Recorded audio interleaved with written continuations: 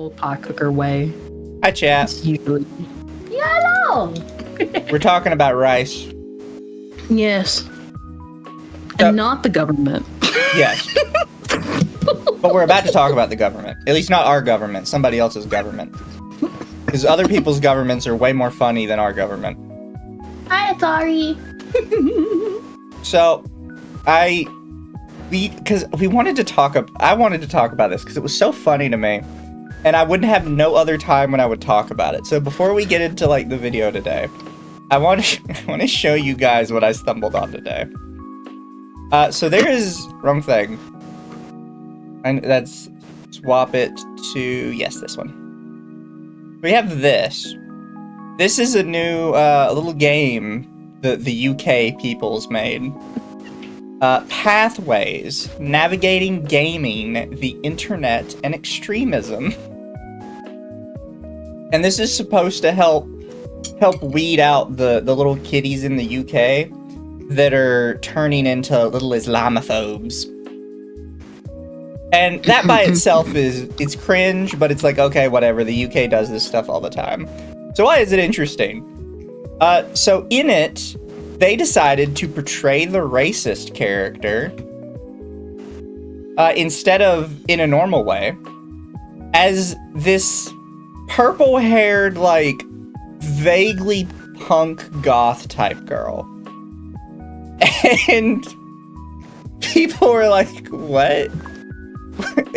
when you think the ideal racist, the first thing you thought of was purple hair, choker, vaguely goth punk, like. So, if anything, this was the 90s. That would have been the stereotypical racist. So this kid here in the blue hoodie is our protagonist, and this girl in the purple hair is Amelia, our racist. The caption here is, somebody else in the class tells Charlie that this is proof that immigrants are coming to the UK and taking our jobs. Then we have this other one. This is the one that really took off for people. And it's got Amelia over here with like no entry to the UK and a little UK flag. This is Amelia, Charlie's close friend, has made a video encouraging young people in Bridleton to join a political group that seeks to defend English rights. So I wonder how. Sorry. Well, no, I was gonna say. So this took off in one day, and people loved it. So if you just go through the quote tweets, she has got so much fan art already. I really like this one because it feels like I don't know. It feels like vaguely Gorillaz to me for some reason. I can see it. It feels like 2000s trying to be anime but still American. Yeah. We have this one right under it, which also fantastic. By the way, this version of design for her with the belt, absolute peak. So good. Yeah. I wonder how our friend Charlie feels about the Romani. People noticed the beauty mark, by the way. No idea why they gave her a beauty mark when everybody like sees that and is immediately like, God, that's hot. That's why it's called a beauty mark. Exactly. That one's rude, but kind of funny. I really like this one. I thought it was funny. The only traitors help invaders.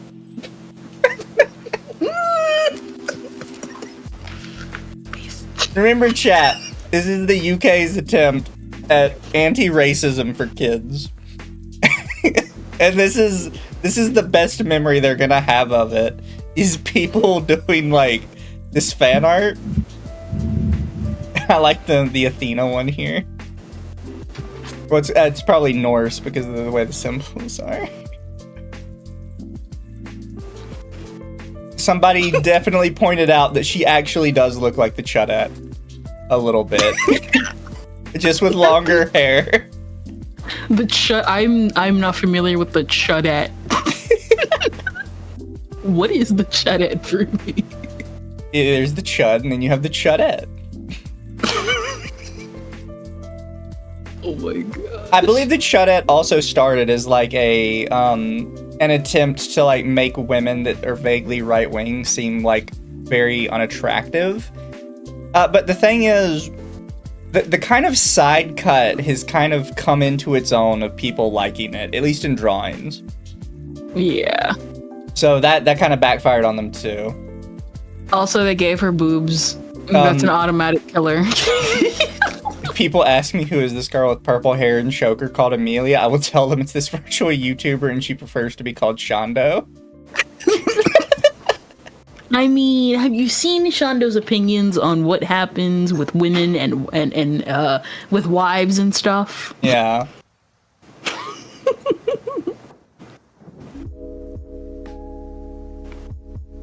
Gosh. People are making like AI like videos of it.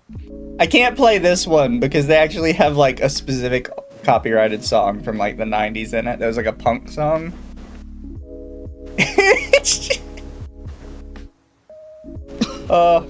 Then you have the people taking her the more Christian route, saying she's more like a little Christian girl with her church sweater on. I think it works as well. Yeah. And then you have obviously the people going the other direction.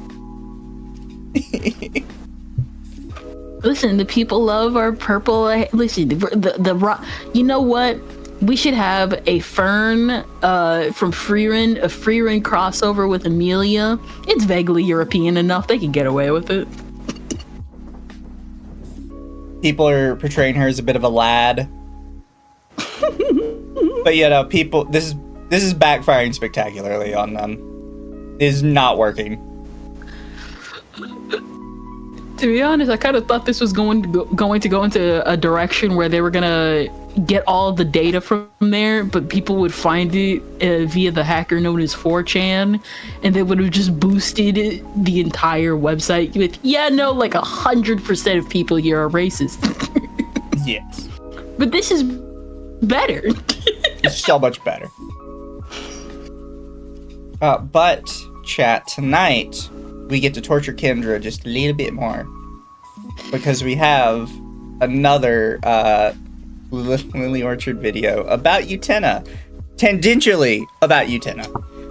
Yep. It's specifically about abusive lesbians, and Utena is in the title. Before we do that, though, there is something I wanted to show you guys. So you guys remember that, and you can even see it now, I still use it all over the place. We have like the 3D panel thing, right? Mm-hmm. That I can play around with, and it's super fun. And I think it makes everything just look a little bit nicer. So the guy that made the 3D panel has gone and made a new thing called the fractured frame. And it's this.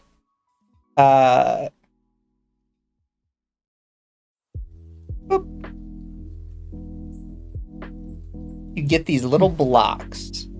And the blocks by themselves, not that interesting. But then you get to the offsets. So now we can change the height offset, and then we can change where the pieces are. That's so cool. I'm gonna need you to link that to me later. And then, because I know you guys absolutely hate it, you can wobble it. I know you guys hate the wobble, but you can wobble this too.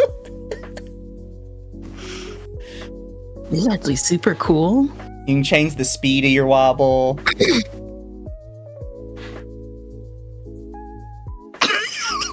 I know. I'm like seeing this on YouTube, and it's just, this is beautiful. I love it.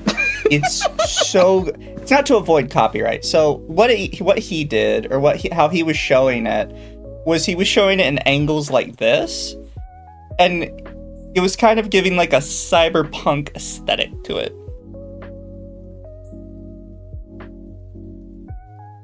But he makes these really cool things. I love them. I don't know when I'm going to use it, but it is installed in my OBS, and I will think of a time to use it. Perhaps if I sit down and decide that we're going to play Cyberpunk one day.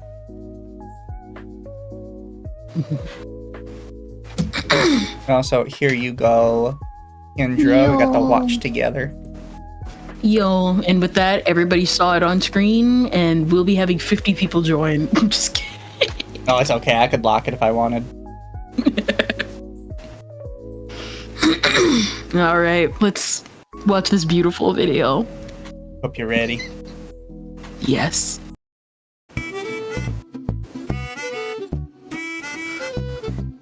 So it's reflecting on LGBT representation and noxious discourse. And we, in the front seat here, get the new She-Ra, which was... We all know how Lily feels about the new She-Ra. And oh, look, who's that in the background? Oh, look, it's Anthe. It's Anthe in her, the movie outfit. It's her best outfit. After covering Moon Girl and Devil Dinosaur again, I was left ruminating on the state of LGBT rep. Not just in animation, but all across the entertainment industry. Or rather, not so much the state of it, as it's currently in flux thanks to a conservative backslide, but rather the state of the discourse. Regular viewers may remember that about 5 or 6 years ago, I was often heavily critical of how LGBT characters in Western animation were handled, and I had a minimum... Because, specifically this show, I think Lily's kind of right. I don't know why everybody liked this character, but it was literally just a crazy lesbian woman nearly killing another girl repeatedly and beating the shit out of her, and then they ended up in a Yuri romance. Yeah, I'll reiterate what I said last time. Basically, I can see what the writers were doing. They saw fan feedback and they were like, you know, we can steer in that direction. But they did it in the most unnatural way to where people are kind of just like, you know, people with eyes and actually like a brain are like, this is kind of toxic. But you know what? I can like toxic Yuri. But most of the people were like, no, this isn't toxic at all. This is a part of my ship. This is my ship to a T. Yeah. Standard that I often use to grade LGBT rep on. Namely, they had to be a healthy relationship, involve human or human-adjacent characters, so no monsters or aliens, but something like an elf was okay. The relationship had to start before the final episode. You couldn't kill either of them off. They had to be main characters, and they couldn't hide behind euphemisms or allegory, and you couldn't overcomplicate their relationship with world building. So... I feel like we started kind of fine, and then we sort of degraded over time, right? Yeah. I get it's like this one's specifically like targeting Korra, because for people who didn't watch Korra, good job, don't watch it. The lesbian relationship in Korra gets together on the literal final episode. The two characters have zero indication the entire series that they will ever get together. And then the very last episode, they just hold hands and walk into the sunset.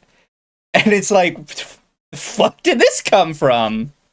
But Mizu, Sami complimented Korra's hair, and Korra blushed that one time. Yeah, like... Of course that means they're dating. No burying feels a little unfair, depending on the series. Like, if somebody dies, somebody dies. Yeah. And then you say they have to be main characters, too. It's like, now we're getting into the spots where you can, like, kind of ignore people that fit your criteria by saying, well, they're not main enough to the story.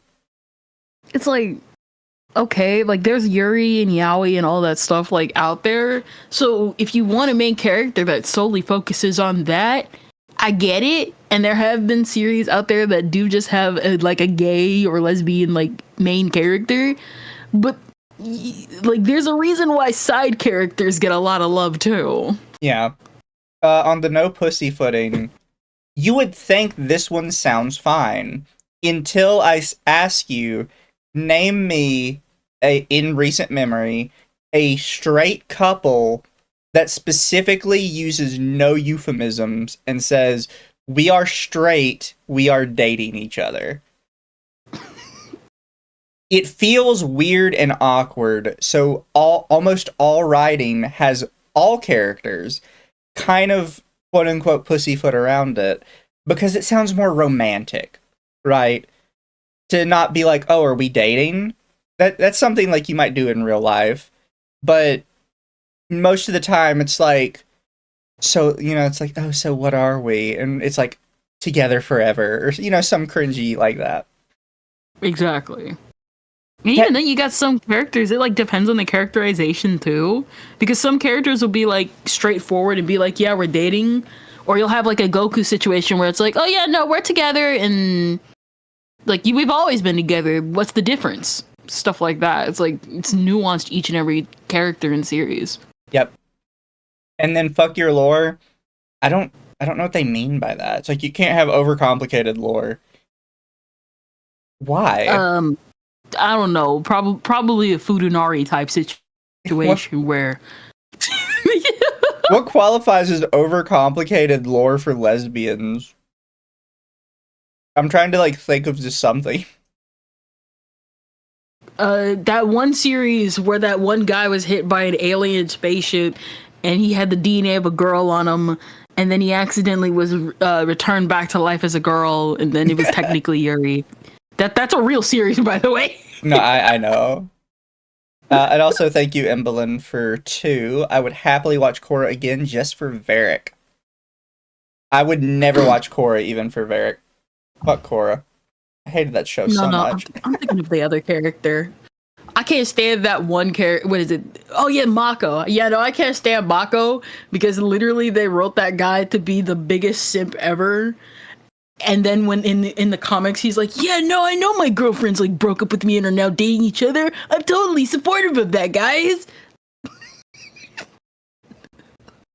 You know, the actual only character I like in Legend of Korra is the daughter to like the final evil villain, like the 2 twins.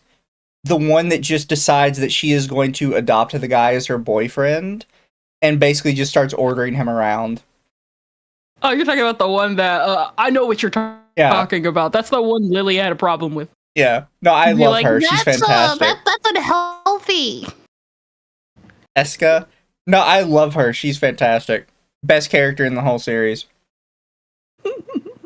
Anyways, let's see how Utena like does not meet any of this. I guess probably the no bearing actually.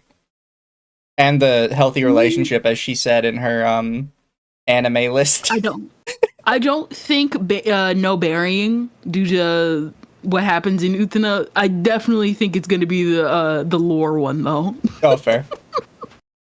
Using this metric, the first cartoon to actually pass it was The Owl House with Lumity. Things got a little shaky with Luce's chronic lying in season 3, but it managed to pull through and still be.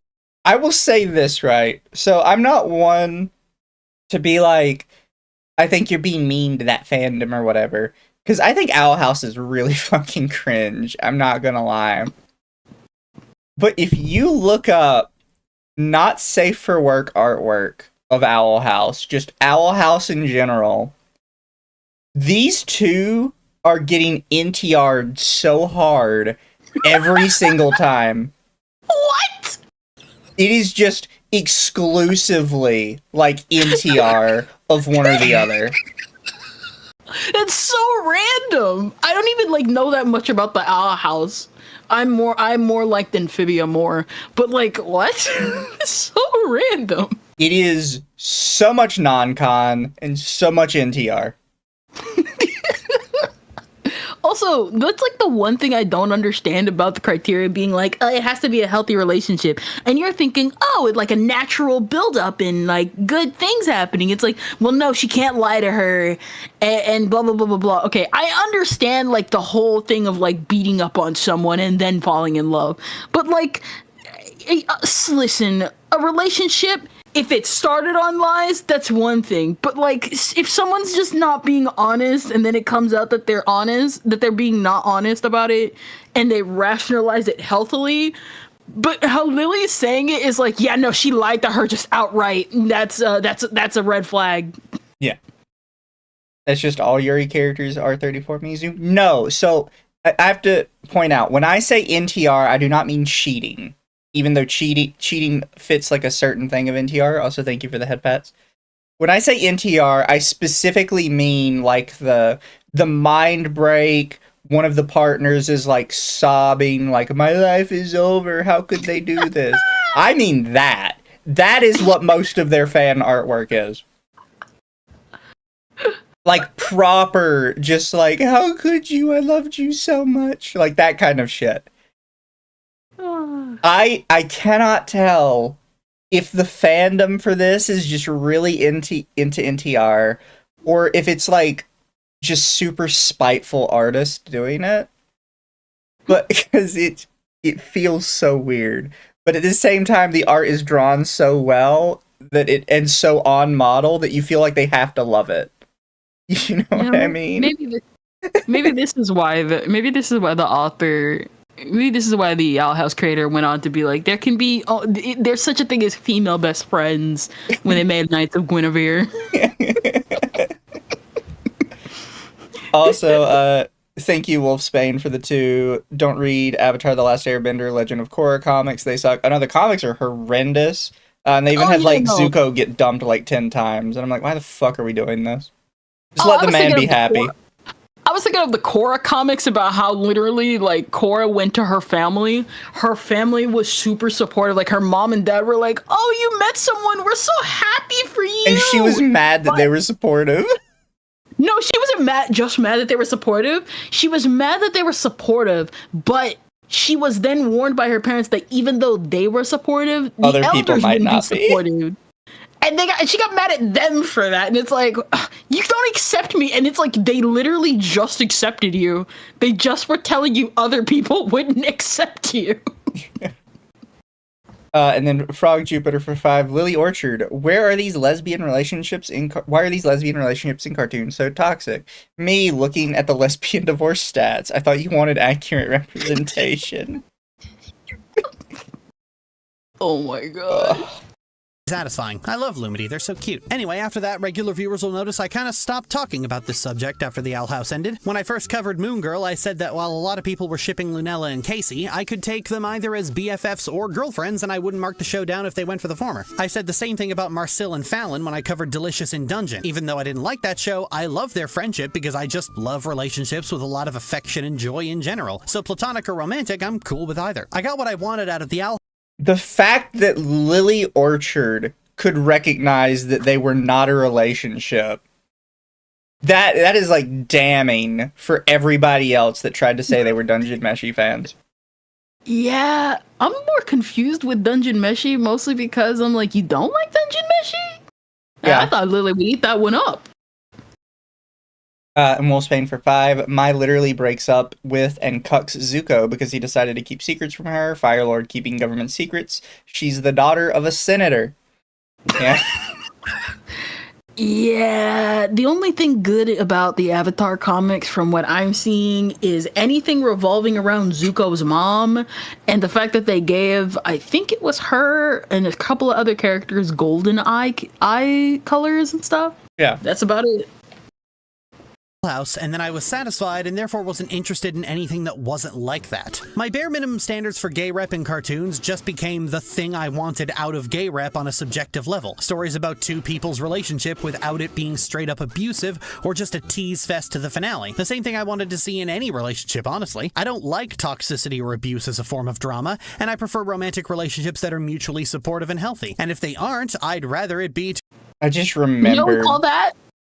I just remembered when he showed that, just how bad the choreography in She-Ra was. Like, that shit was so painful. And then she runs right past the guy with the bow and just lets him aim at her. No, just kick his ass first after the first girl teleports. Please, no. Also, you know it would be a really good thing that Lily should do? Pick up a slice of life anime and not either a children's cartoon or an action series, you know, stuff that isn't actually like not a romance. Yeah. Like, of course, the main character might of this shonen battle aimed at young boys who think girls have cooties. They're not. The only people shipping them are probably going to be the adults that stuck with the series. Exactly. To a degree that it's possible to fix. But I'm increasingly in a minority in that regard, as many of my peers have been practically salivating over, I hate myself for saying this phrase, toxic Yuri. I'm not entirely sure when this happened, honestly. If I had to plot an origin point for this, I think it's just an evolved form of a trend that started with Draco Malfoy. Apologies if I'm about to turn over a rock. What? Or just people like drama. Am I not up to date on my Yuri enough to know how Draco Malfoy of all fucking people plays into toxic Yuri? No. You see, you are a normal person. We're gonna listen to Lily logic. I don't know if they're just gonna bring up how Draco Malfoy has anything to do with it. I feel like she's just gonna say it and expect us to run with it. And I'm like, what the fuck does Malfoy have to do with it? Malfoy is a boy. But back when people still thought Harry Potter was worth acknowledging as a work of literature, rather than as a bougie alternative to Charmin Ultra, one of the most fundamentally misunderstood characters was Malfoy, the requisite rich bully here cast as an insecure attention-seeking coward who sucks up to any noteworthy authority figure in the room, even to the point of contradicting his own poorly understood beliefs. But fangirls, being fangirls, chose to interpret him as a tortured and abused child looking for belonging so they could ship him with his... Might be. I'm sorry, I'm not used to Harry Potter. I've never watched it, and my first thought was this child's hairline is receding, and he hasn't even reached 18. So, I see where they're going with this, but the problem is this is not where Toxic Yuri started. This is where the ever-present gray morality bullshit started. Where people are like, no, every bad person has to have, like, a good reason for why they do stuff. That's where I'm not saying that's where this started, because that's been for so many other places. But that's just one example of, like, communities kind of rallying around a character that is intended to be a bad person and trying to make excuses for why they're bad because they like them. Mm-hmm. Bullying victims, apparently. This fundamental sanding down of a character is so famous that it has a trope named after it. It became a recurring trend reverberating Draco in leather pants? Here, give me 2 seconds. I have no idea. Like, there's a trope named after Draco Malfoy called Draco in leather pants. Draco in leather pants TV tropes. Draco in Leather Pants, where Ron the Death Eater is about the fandom taking a good character and demonizing them. Draco in Leather Pants is when a fandom takes a controversial or downright villainous character and downplays their flaws, often turning them into an object of desire and or a victim in the process. What does this have to do with Draco in Leather Pants? I'm guessing what they're trying to say is they're trying to diminish him instead of being a horrible person into being a misunderstood bad boy, because back then the bad boys had like leather pants, sunglasses, leather jackets and stuff, I guess. And I'm just looking at this guy and I'm like, people fell in love with this. I'm not saying the actor's a terrible guy, but I think some people just need to raise their standards just a teeny bit. At the bottom, when it gives why it was named this, it just says it was named for a term in the Harry Potter fandom. And then it doesn't actually explain where the term came from. So, no idea like how we ended up with Draco in Leather Pants. Also, Frog Jupiter for 2. Why is Lily's current avatar worse than the last vids? I think this is an older video. I'm not sure. What is it? Can you hold on real quick, Mizu? Yeah, sure. Just 1 second. Run away, Kendra, run away. Don't let him get you.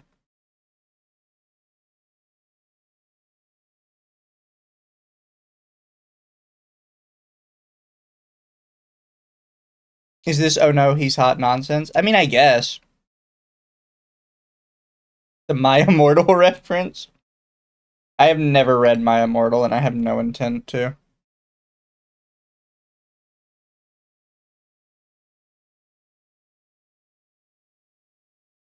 Of all the child main character actors in Harry Potter, the guy who played Draco is pretty much the only one who didn't go insane leftist, if I remember correctly. Oh, fair enough. To be fair, there were a lot of characters in Harry Potter. Although I guess Draco would be one of the few, like, main ones.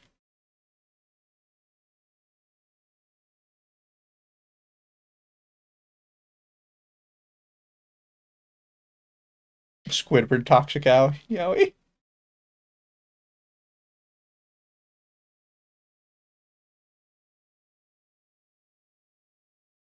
But no, I feel like this is just gray morality shit, and we're trying to turn it into like some kind of lesbian thing. And it's like, no, this is just gray morality. I mean, you can apply it to lesbians, I guess, but it's kind just the gray morality garbage where every villain has to have a good reason for why he does what he does, or he's just an asshole. Latching onto villainous men and woobifying them out of a sense of, I can fix him. This bounced across the art world for quite some time as this poorly understood idea of Malfoy was recreated wholesale. Now, admittedly, this is older than Malfoy and has in fact been very popular for a very long time. This being bolted onto stories about gay romance was practically inevitable. But because women like an I can fix him. Yeah. You wouldn't know that if you were actually a woman. Sorry, no. I don't normally say that. To be fair, I like my trans followers. You are appreciated. Listen, sometimes something. Listen, I've not said it, but I've even like acknowledged it at least. There's just, even if there's some things where you are allowed to transition, you're not gonna have the full like mindset. And especially, and I'm not talking about like the normal stuff of like, oh, like the fears and the worries. I'm talking about the crazy too. Yeah. There are crazies on both ends. You do not want any of that. Exactly. I'm making a joke. Yeah, I'm making a joke. We joke here.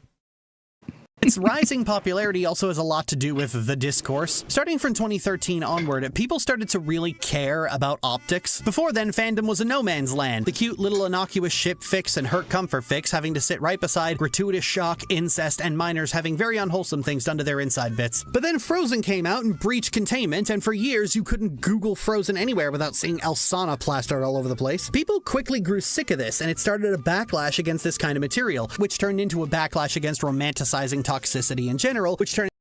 Okay, no it didn't. What happened was fandoms became more accessible to people as the internet got smaller, right? Yeah.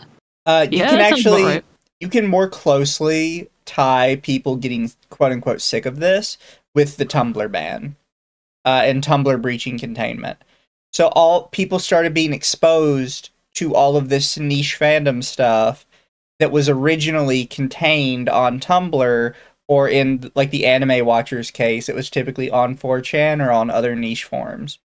Tumblr was the first one to really ban it, and then it hit the mainstream with like Twitter and Facebook and everything. And then all the like really annoying people just started seeing it and they're like, oh my god, this is so like not okay. We have to like shut this down. Okay, you go shut it down in your corners, Allie. But like that's I believe that's more closely where this comes from. Into a backlash against depicting toxicity. Wait, what's this say? Important note.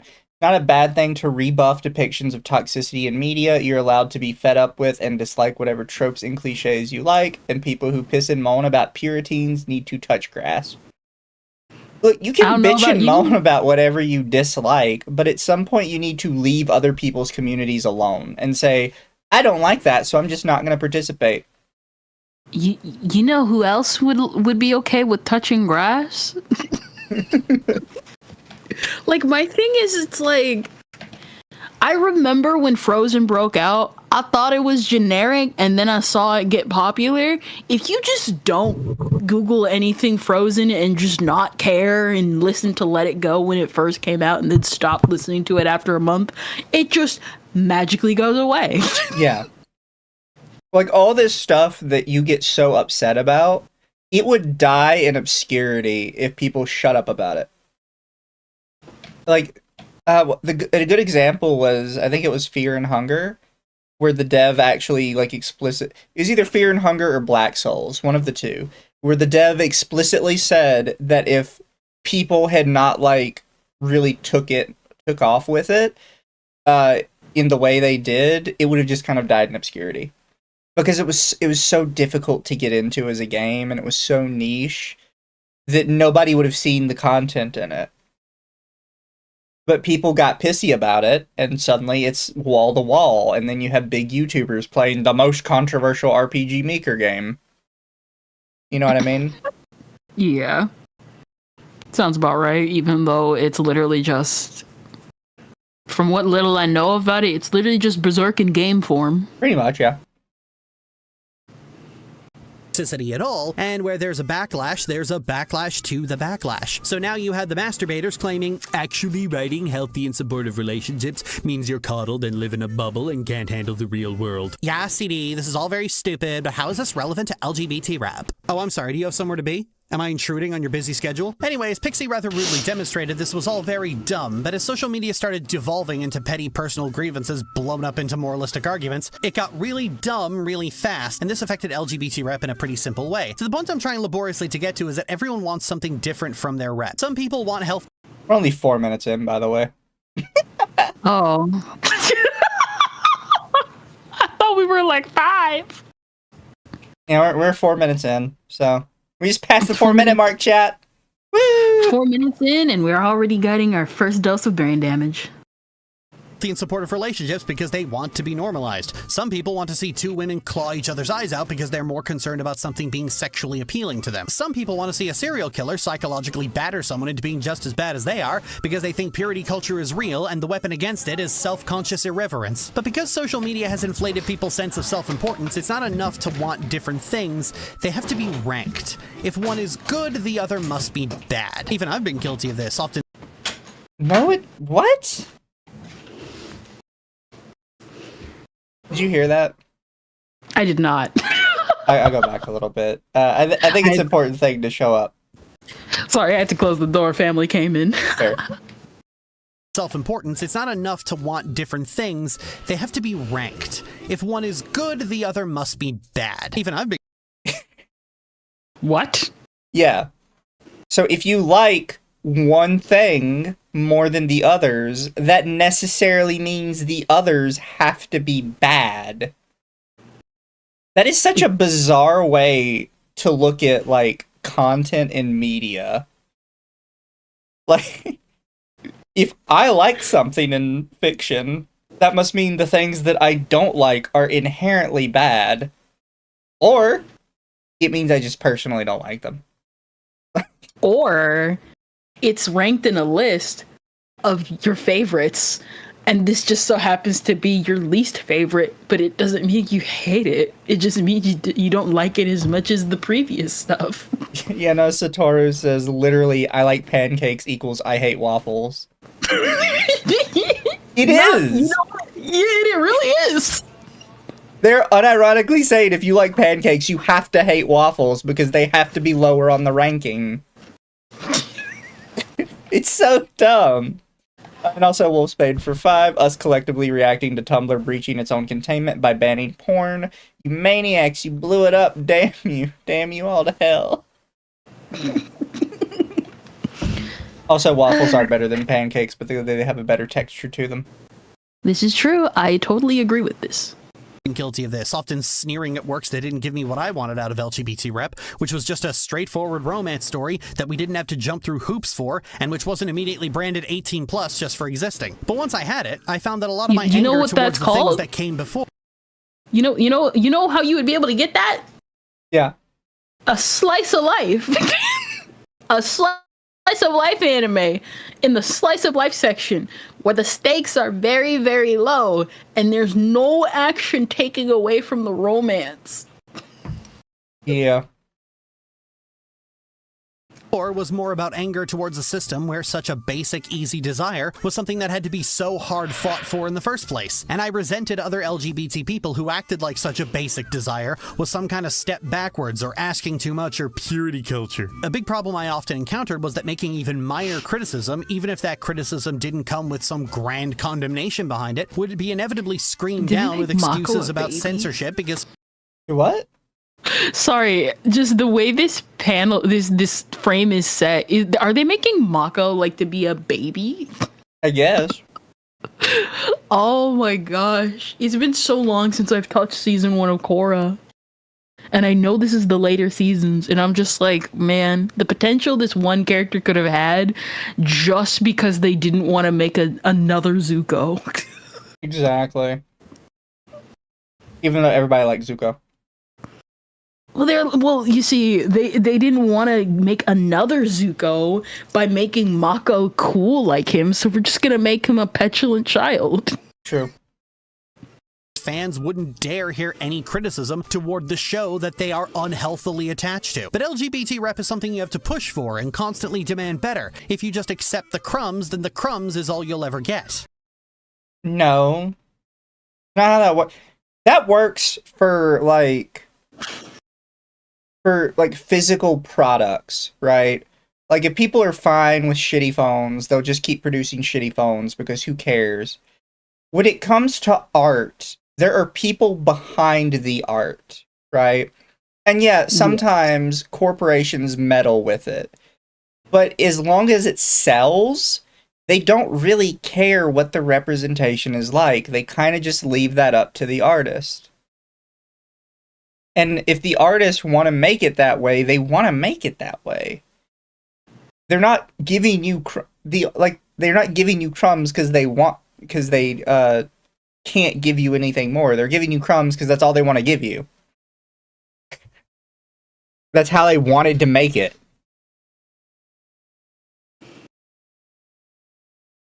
But therein lies the problem, doesn't it? Ask another person and this isn't crumbs. It's the single greatest work of tragic art they've ever seen. I don't understand them myself, and then most people don't understand why half the scenes in She-Ra send me into a panic. We can talk about how restricting LGBT characters to non-humans is inherently dehumanizing, but there's a subset of LGBT people who crave as much separation from what's considered normal humanity as human. What? Are you retarded? There was so much to take in with that. We skipped really quick. Don't you know if a non-human character is LGBT, that inherently makes LGBT people non-human too? Are you retarded? That doesn't make sense, especially when one of the characters is human, usually. Wait. Why are you so dumb? Or it could just be that the creator is just into monster girls. Yeah, you ever just think of something as simple as that? Especially with like the fucking Katadora shit. Like, maybe they liked Katra because she's like a Western Nekomimi. Yeah. Yeah, actually, yeah, no, she's straight up a Western cat girl. Like, it's so dumb. You are so stupid. You have no idea what people like. Or why they like it. Well, their standards are basically that of a child's TV show. Yeah. And view contemporary life as assimilation and conformity, actively pushing back against the apologies, but I don't really see a better word, de-queering of LGBT people. And one thing that LGBT rep and me... What? I'm so confused! How do we go from whatever the first point was to... You can't make them monster girls because that dehumanizes real LGBT people, to now gay people aren't gay. What does that mean? Well, you see, the monster's blood, I don't even know. Now the gay people aren't gay anymore. Okay, hun. Whatever the fuck you mean. Let's go with that. media has been sorely lacking in over the last few decades is diversity of experience. So often a character simply being gay or trans is disruptive enough that no other effort has to be taken, leading to samey homogenized works about the same kind of person. It was only about 15 years ago that gay characters who were just that gay guy you saw in Will and Grace was so overplayed that people were becoming openly hostile to it, as it characterized gay men as all being cut from the same cloth. Nowadays that sort of portrayal is borderline quaint, because once it was no longer the dominant form in which LGBT characters are portrayed, people tend to cool off about it. Quite recently, I discussed the character of... Look, I understand what you're saying to a degree. My problem with it is every single character in a show is a stereotype. Yeah. Like, people always get upset when it's specifically LGBT people that's a stereotype. If you actually sat down and think about it for 5 seconds, every single character in your movie is a stereotype.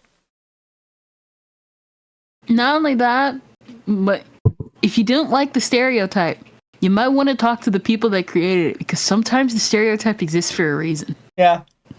Sometimes the stereotype is just real. Yeah. Like sombreros. Do you honestly think the gay best friend trope came because of TV? No, that's just how some gay guys were. A lot of gay guys were like that, actually. Yeah. Also, thank you, Toa, for the 5. It actually makes more sense when you remember that queer is not the same as gay. Yeah. They're kind of using it interchangeably, to a degree. Yep. Dion, who I quite disliked as a kid for the same reason, but as an adult I found completely delightful. Another example of this is Revolutionary Girl Utena. I first saw this when I was 15 while I was in the hospital, because I had the fortune to find the DVD sets at the library, and I bounced right off of it because, well, you all know at this point. And I had a very negative opinion of it for a very long time, until just about a few months ago when Michaela wanted to see it and asked if I'd watch it with her, and I just can't bring myself to say no to her. Time growing up and no longer being in survival mode gave me a far more nuanced opinion of the series, but I still resolved to never watch it again because it was just too nauseating. And she I just want to know what's nauseating about it.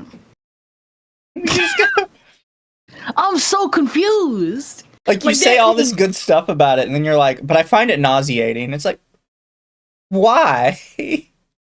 Like, here's the thing. Like, I am someone who does not like Yuri. Not because of whatever. I just can't really get into Yuri a lot. Like, even compared to Yaoi. It's like, but this was the series that was like, all right, maybe I should like look into more and like other like adjacent theatrical type series like this. And it's like, this was like the perfect series to get into for anyone. What was nauseating about it? Or is this just Lily logic at work? It's just Lily logic, I guess. had a similar effect on me, to the point that to this day I've never finished the series because it was similarly aimed too squarely at deeply personal trauma. Adora's characterization in particular, dripping with the fawn. I'm not gonna say it. I was gonna say it, I'm not gonna say it. It's allegedly.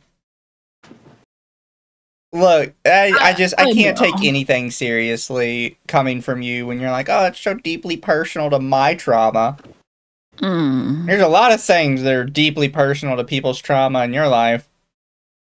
There's, I'm thinking about what could possibly it be, and I do know about the stuff with the sister. Yeah. There's something at Utena that I talked about last time. This is not going well. Would you like to stand up for the class for us, Lily? Response of being unable to let go of her affection towards someone who causes her daily pain struck a very sensitive nerve, and I noped right the fuck out of it. Both of these series are heralded as some of the greatest works of— Okay, hold on, I gotta go back. What was our specific complaint here? Characterization in particular, dripping with the fawn response of being unable to let go of her affection towards someone who causes her daily pain, struck a very sensitive nerve, and I noped right the fuck out of it. Both of these— Unable to let go of her affection for somebody that causes her daily pain.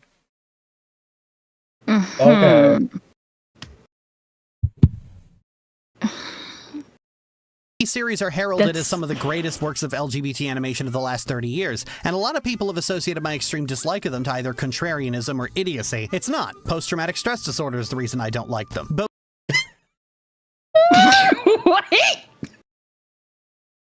Lily, you don't have PTSD. Shut the fuck up. I'm sorry, that was mean. I don't take it back, though. both series feature gruesomely accurate portrayals of trauma bonds, and only one of them is critical of them. And I'm not even expressing frustration with how my dislike was perceived. I couldn't openly discuss the real reasons these things bother me so much, and so I had to talk around those issues. It's my fault, really. The point I'm getting to is that now that we've reached all those milestones, the next thing that should be fought for as aggressively is diversity of experience, that everyone should get to be represented in the way they feel most seen, whether that's boring and contemporary wholesome lives or whatever the hell was going on here. And we can't do that so long as we're all still sniping at each other and pretending that a difference in subjective taste about disposable animated shows is proof that society is doomed. If anything else, maybe curb that fascist doomerism. A point I've always... Wait, how did we get here? I thought I was the one who missed the step. I'm like, what? Let's curb that Not the fascist 16 clip. doomerism. What? We just saying words, bro. Yeah, sounds about right. There were lesbians in 16. I mean, some of them were probably a little bit fruity. Oh no, there's they're playing the 16 clip where one of the side characters like, yeah, no, I'm straight up gay. Oh, Surprisingly, the purple head is not.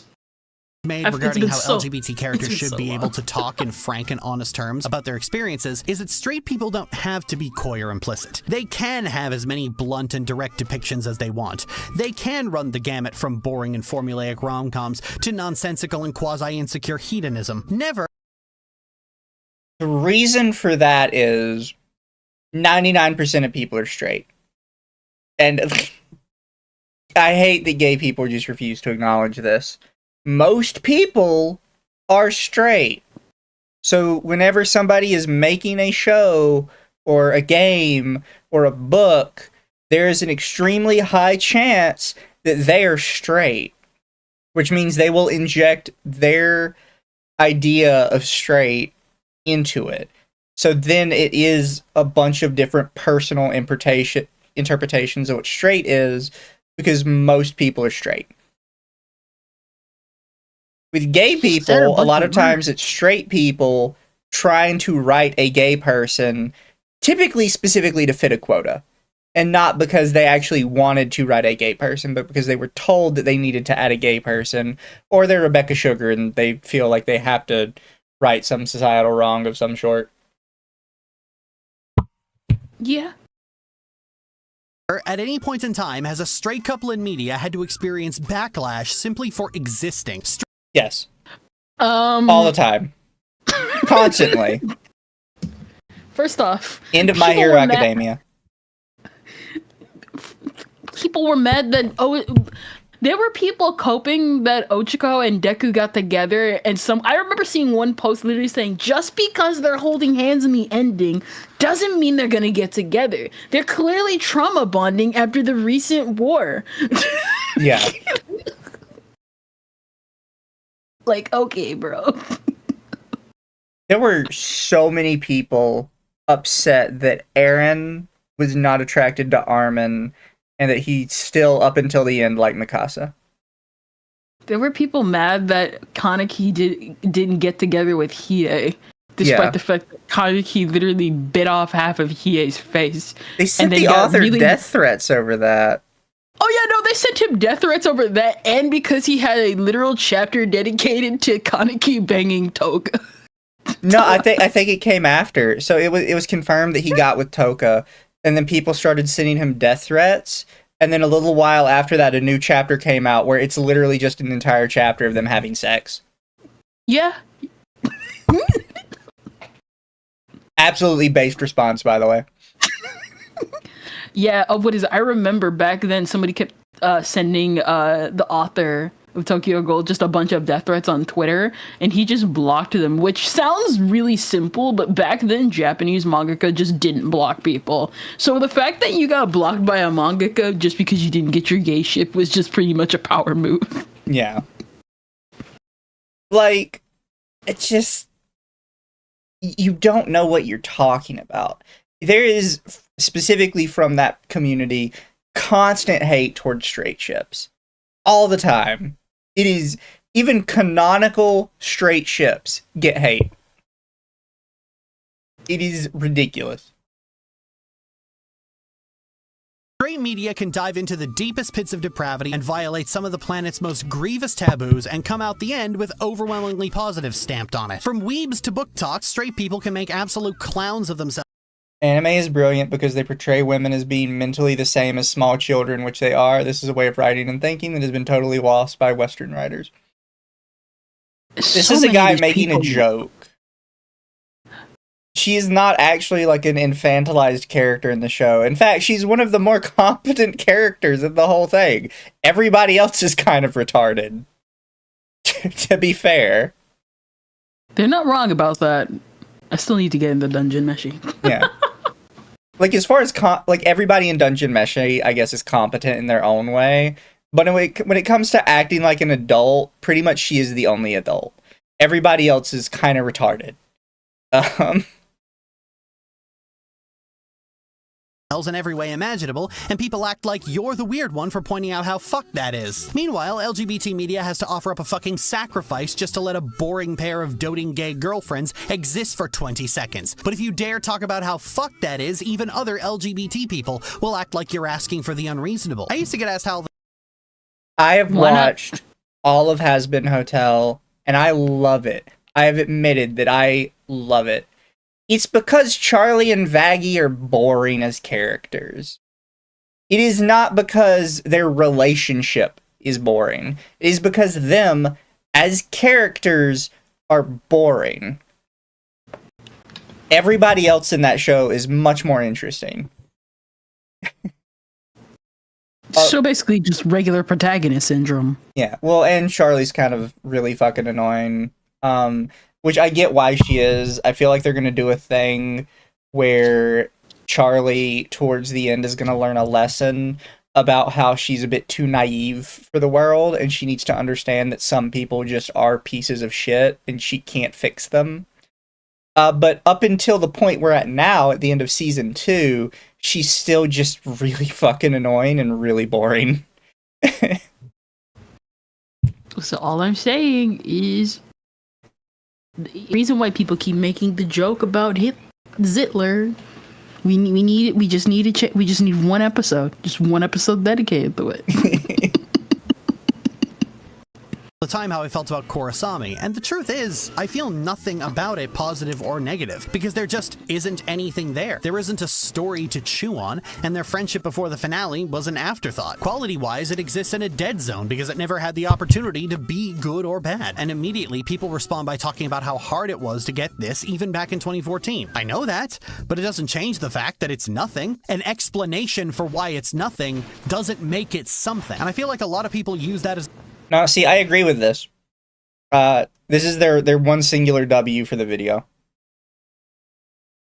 Having a absolute nothing lesbian couple that get together in the very final episode and have zero chemistry is not like a huge W just because you got them together at the end.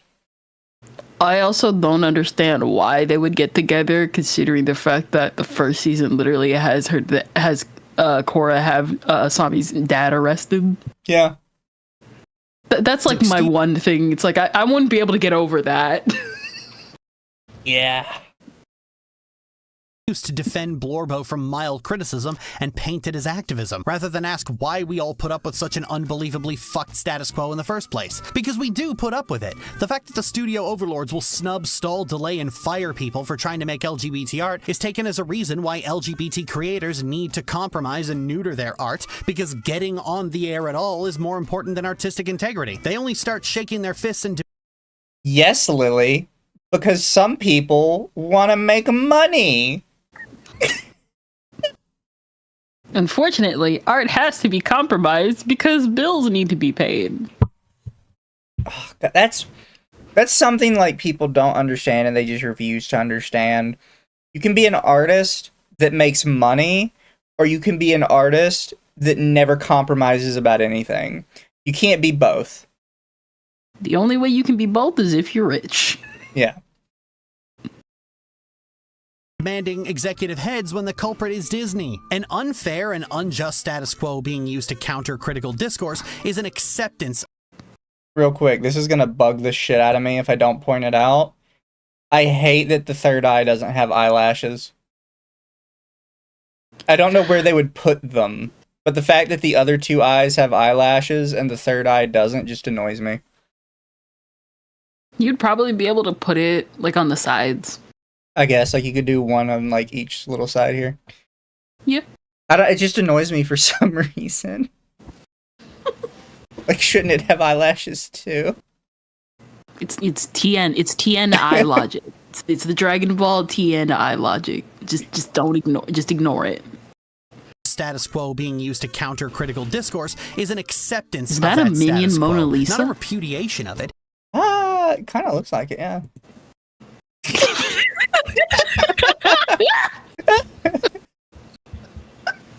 just straight up looks like a minion Mona Lisa.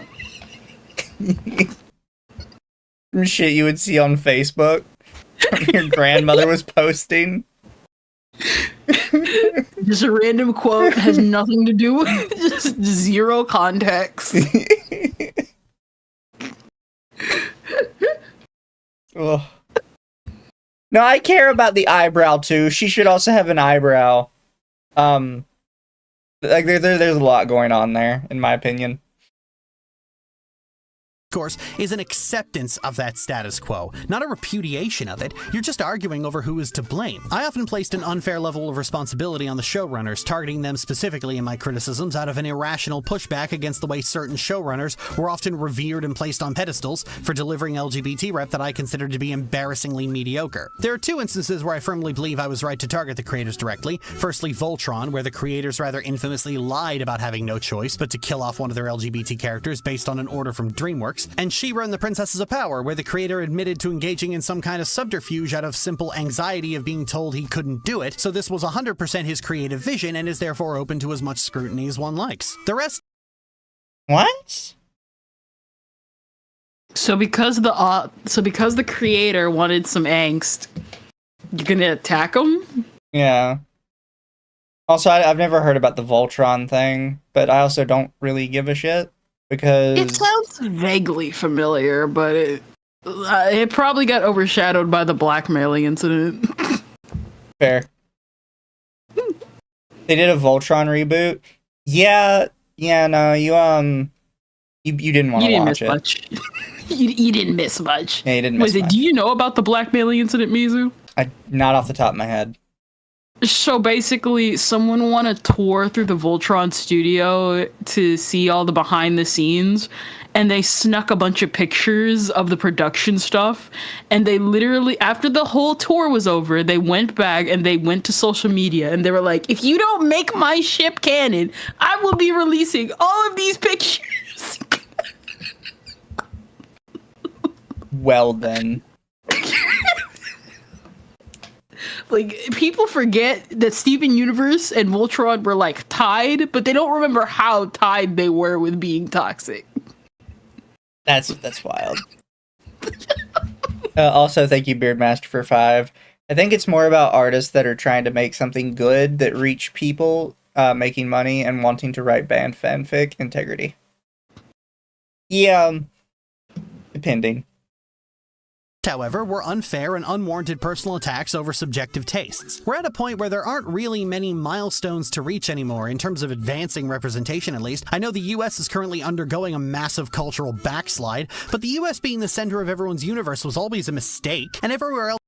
We had to talk about politics. It just had to be thrown in there. We couldn't go one fucking video without it.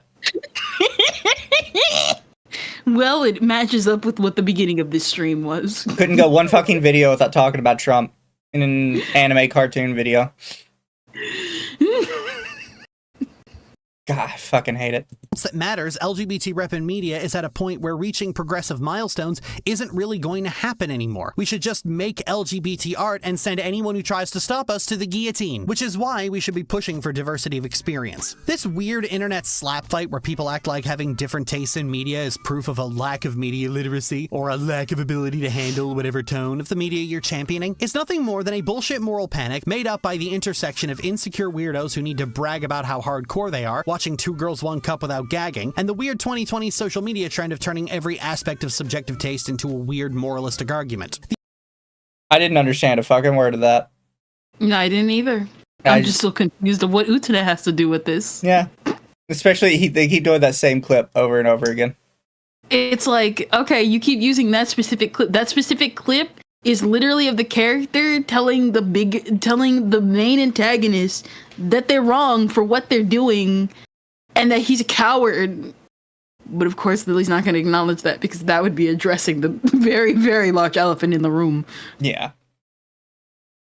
The existence of people with different tastes and opinions than you is proof that media literacy is thriving, not that it's dead. For years, I've talked about the overprominence of certain genres and the way in which fandom has a nasty tendency to create hierarchies of tropes, genres, and storytelling formula to act as if certain things are automatically better and everything should be like that. And LGBT rep goes the same way. The number of times Certain things are better.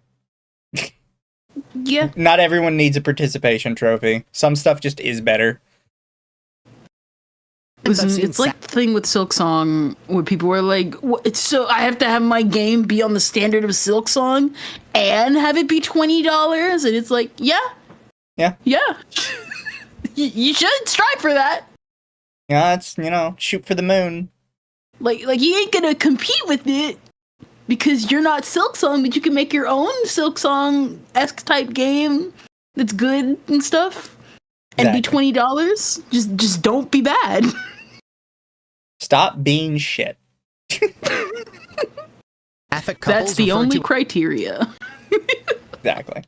Was straight-coated or unseasoned. Just because they don't treat each other like shit is getting a little ridiculous. Spicy isn't the only flavor out there. They're salty, sour, bitter, sweet, and savory. And losing even one of them means we're all worse off.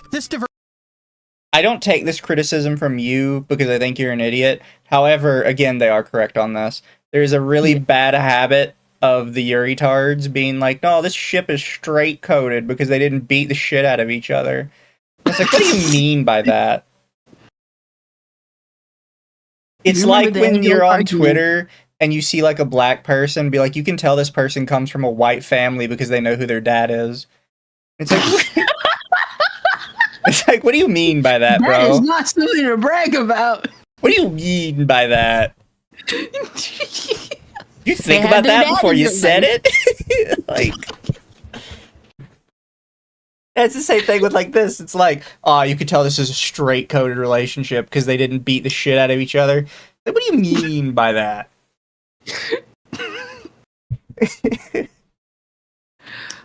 I'm just so confused. It's like... I don't know, maybe I'm thinking of like the reverse thing, because I saw your tweet earlier about the reverse 1999 thing. I'm just like, what do you mean? It's for the gooners. Until it's not for the gooners, it's for the gays. Yeah. I don't get it. For those of you who missed it last night, reverse 1999 is apparently a Yuri game, which I didn't realize, but after re-downloading it and looking through my characters, I'm like, yeah, no, I see it. But apparently it was a Yuri game, and they're doing a collab with Atomic Heart, and people are predicting that the collab characters are going to be the two robots from the game that were in all the promotional material, and everybody is like, this is so bad because it's like sexualization of women in my Yuri game. It's like, yes, all the women are sexualized in your Yuri game because it's Yuri. It's the women fucking other women. Not only that,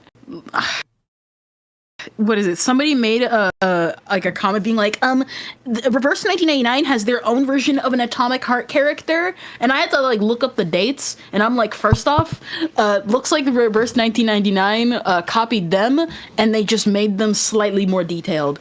I'm gonna post it in Discord. I'm just like, bro, I'm like, bro, come on, stop making stuff up. Heck, they gave her bigger boobs and thighs than the actual Atomic Heart characters. Yeah, no, that's fair. I like the jacket. Like, it's a good design. It's just like they were trying to be like, this character is better looking than these characters. These characters are sexualized. This character isn't. This is the character, by the way, chat.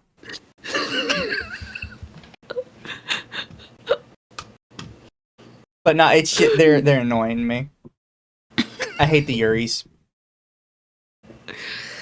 Diversity of experience is important because without it, people can get very rigid ideas of what certain experiences are. Abuse is my famous example. Art lives in a dichotomy where abuse victims are only ever scared, willowy wallflowers, and abuse victims who respond to their abuse in any other way will almost always be portrayed as complicit or the real villain. Of the 4 trauma responses, fight is never taken seriously, and fawn only gets taken seriously when the abuser is in a position of...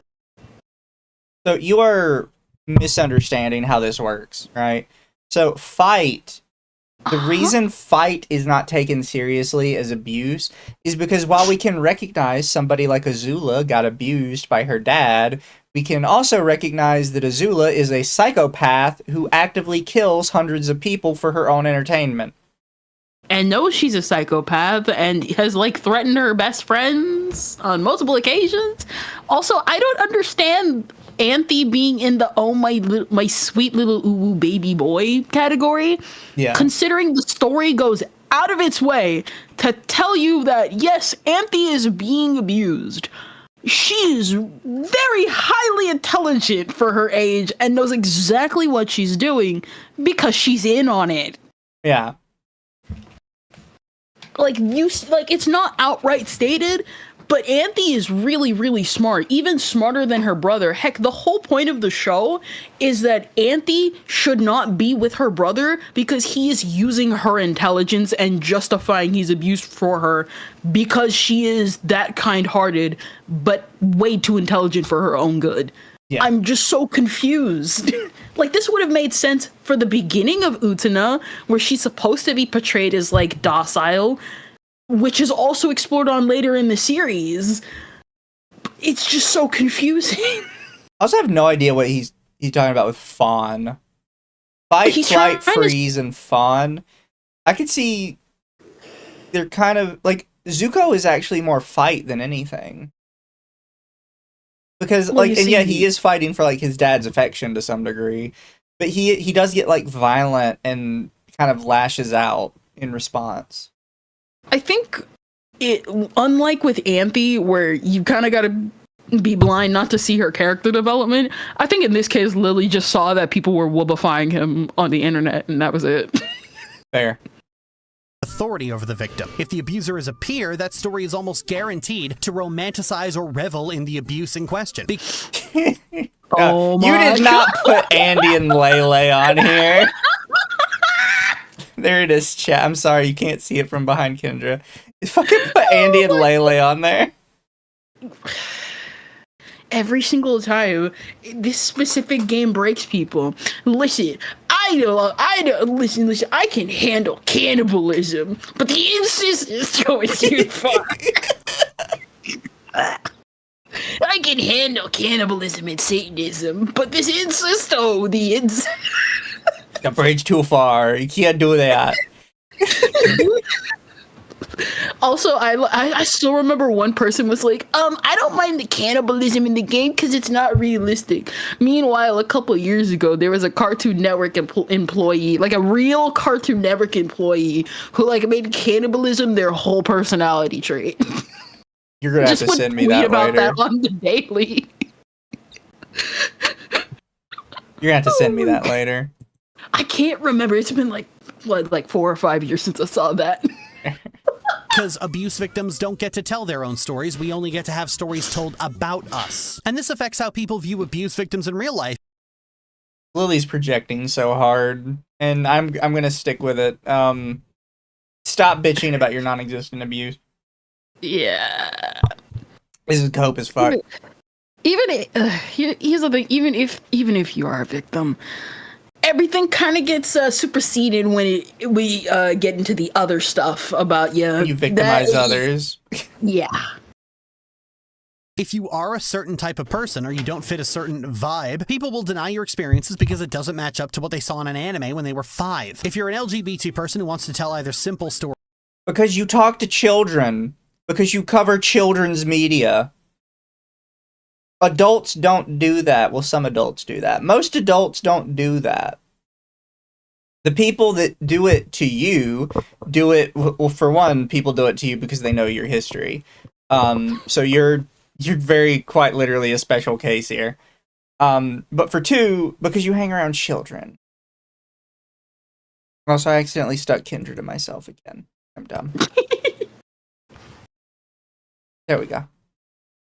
Or stories that cover heavy themes without being exploitative, congratulations! You're sanitized, you're a victim of purity culture, you're sex negative, and you probably hate yourself and need to read up on gay history. This hyper-aggressive moralizing of every minor personal beef is often blamed on Gen Z and TikTok, and whatever other platform you don't use, and how they're more preachy and sanctimonious than other generations. They're not. Gen Z is the exact same mix of angry, stupid, and self-absorbed as my generation, and that's not why this happens. No, they're not. They're factually worse. Like, we have statistics. They are statistically worse. By a landslide. Like, people always say this. Like, oh, the next generation isn't, like, any worse or better than we are. No, they factually are. Considering that everybody forgot the stranger danger rule online, yeah, we're heading towards a downward spiral. Mm-hmm.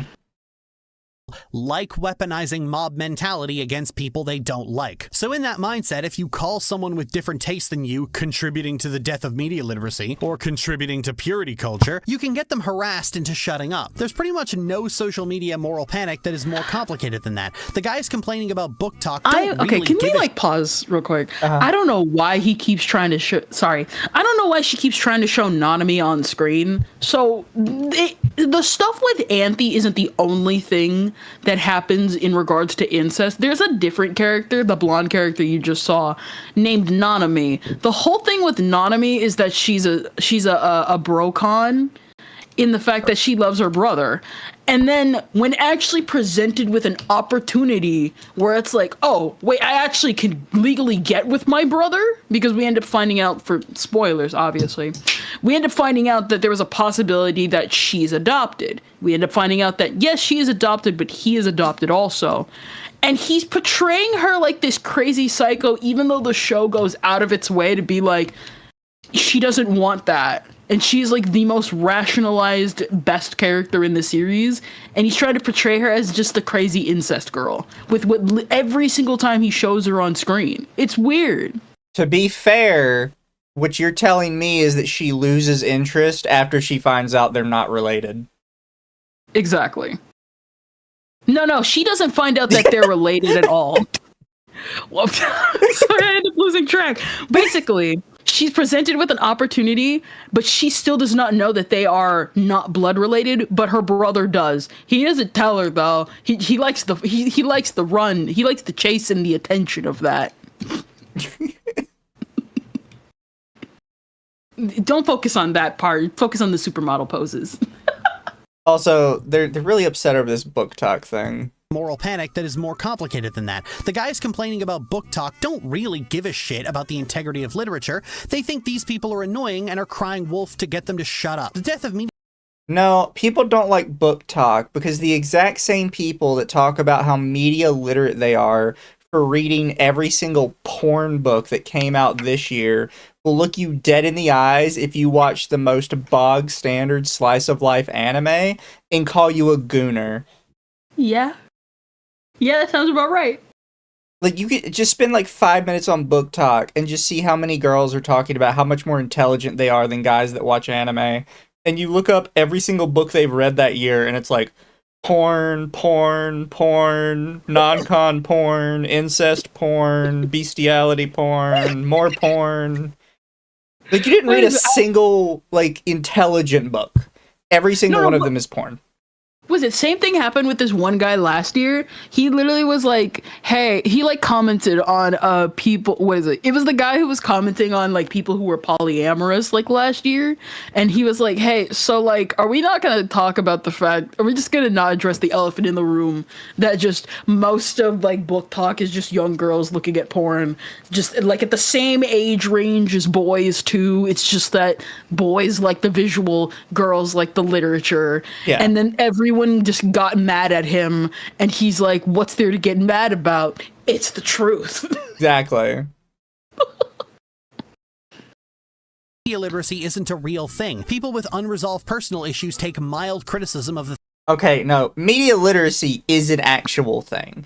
It's just most of the people that use that as an excuse to attack somebody don't have it. Yeah, that sounds about right. People just misuse the term media literacy a lot, but it is factually a thing. Also, this thumbnail, it is a part of a video that one day we should watch. Telling by this, Lily didn't like the video. Excuse me. Fair. We'll have to look it up. things they like way too personally and cry wolf to get them to shut up. The same thing with how people talk about LGBT rep. You don't call a couple on screen unseasoned because you thought about it, you just don't like it, and you're drawing comparison to something people are easily baited with to get affirmation. The dishonesty in these moral panics is intentional. I've banged this drum for almost my entire career. They're mixing like so many different things all into one. And they're like, well, if you call it unseasoned, it means you hate it and you're trying to get people harassed or whatever. It's like, or they just think it's bad.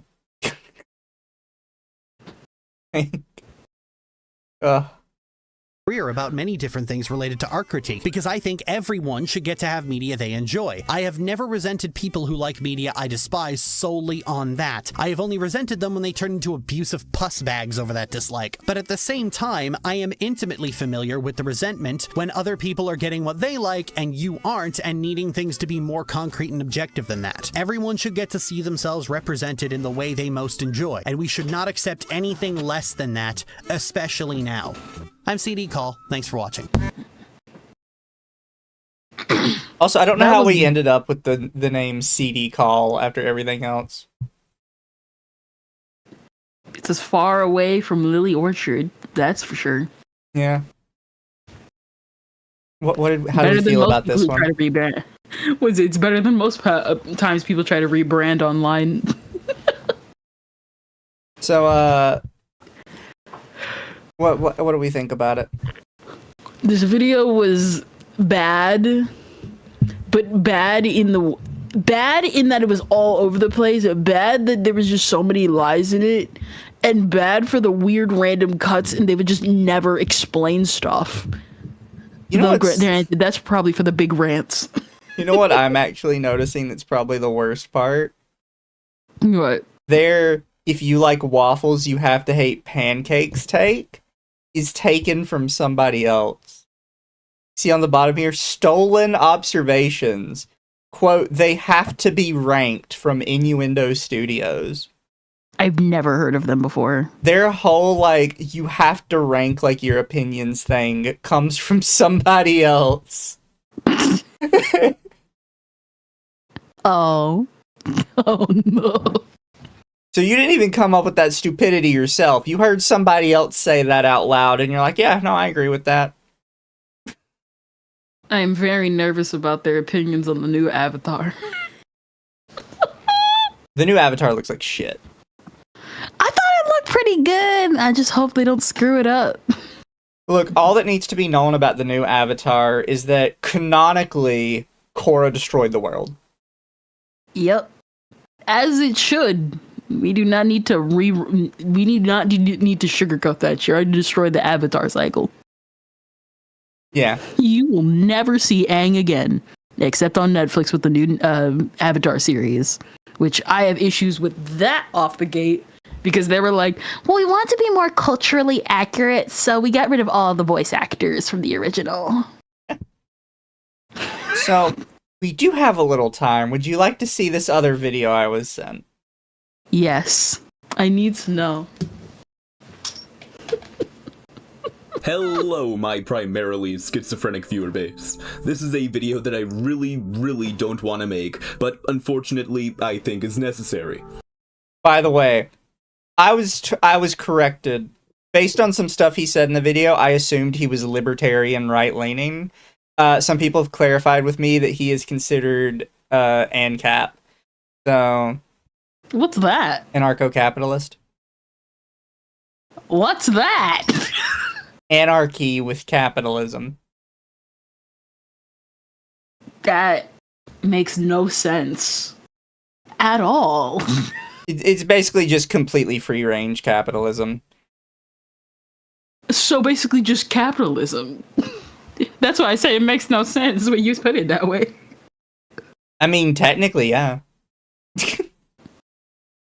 I hate that I think it's necessary, but I think it is, because the topic we're discussing today has been polluting libertarian and dissident right circles more broadly for... And that's why I thought he was libertarian right. Because he's like, this discourse has been plaguing right-leaning and libertarian circles for a while now. I'm like, okay, so you're lib-right. And then I had a bunch of people correct me and says, no, he's ANCAP. I'm like, okay, fine, he's ANCAP, whatever. I don't know why you care what's happening with lib-rights then.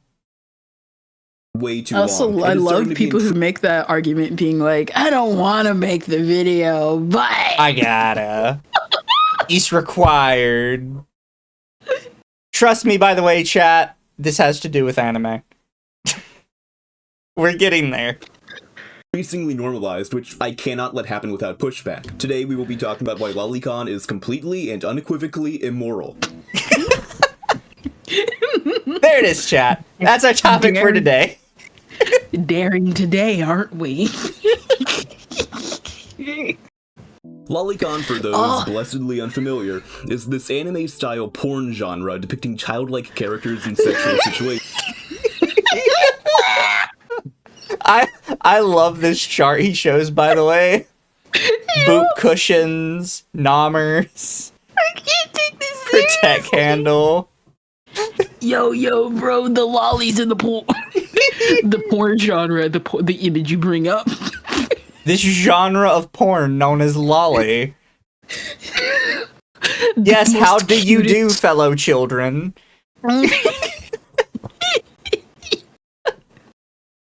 Oh, it's so good. Oh my God. There are some degenerates out there who would defend this as victimless or just Not the drawings, Lost dude, or Paws slander. Lost Paws kitchen strays. I gotta go back a little bit. You got what he says here. some degenerates out there who would defend this as victimless or just drawings, dude, or heckin' freedom of fantasy. All of these defend. Some people might say it's victimless or that they're just drawings, dude. They are. Yeah. We're done. That's conversation over. We're good. Calm down, sir. It's just a drawing. He sounds like he's about to burst out laughing. No, he's dead serious.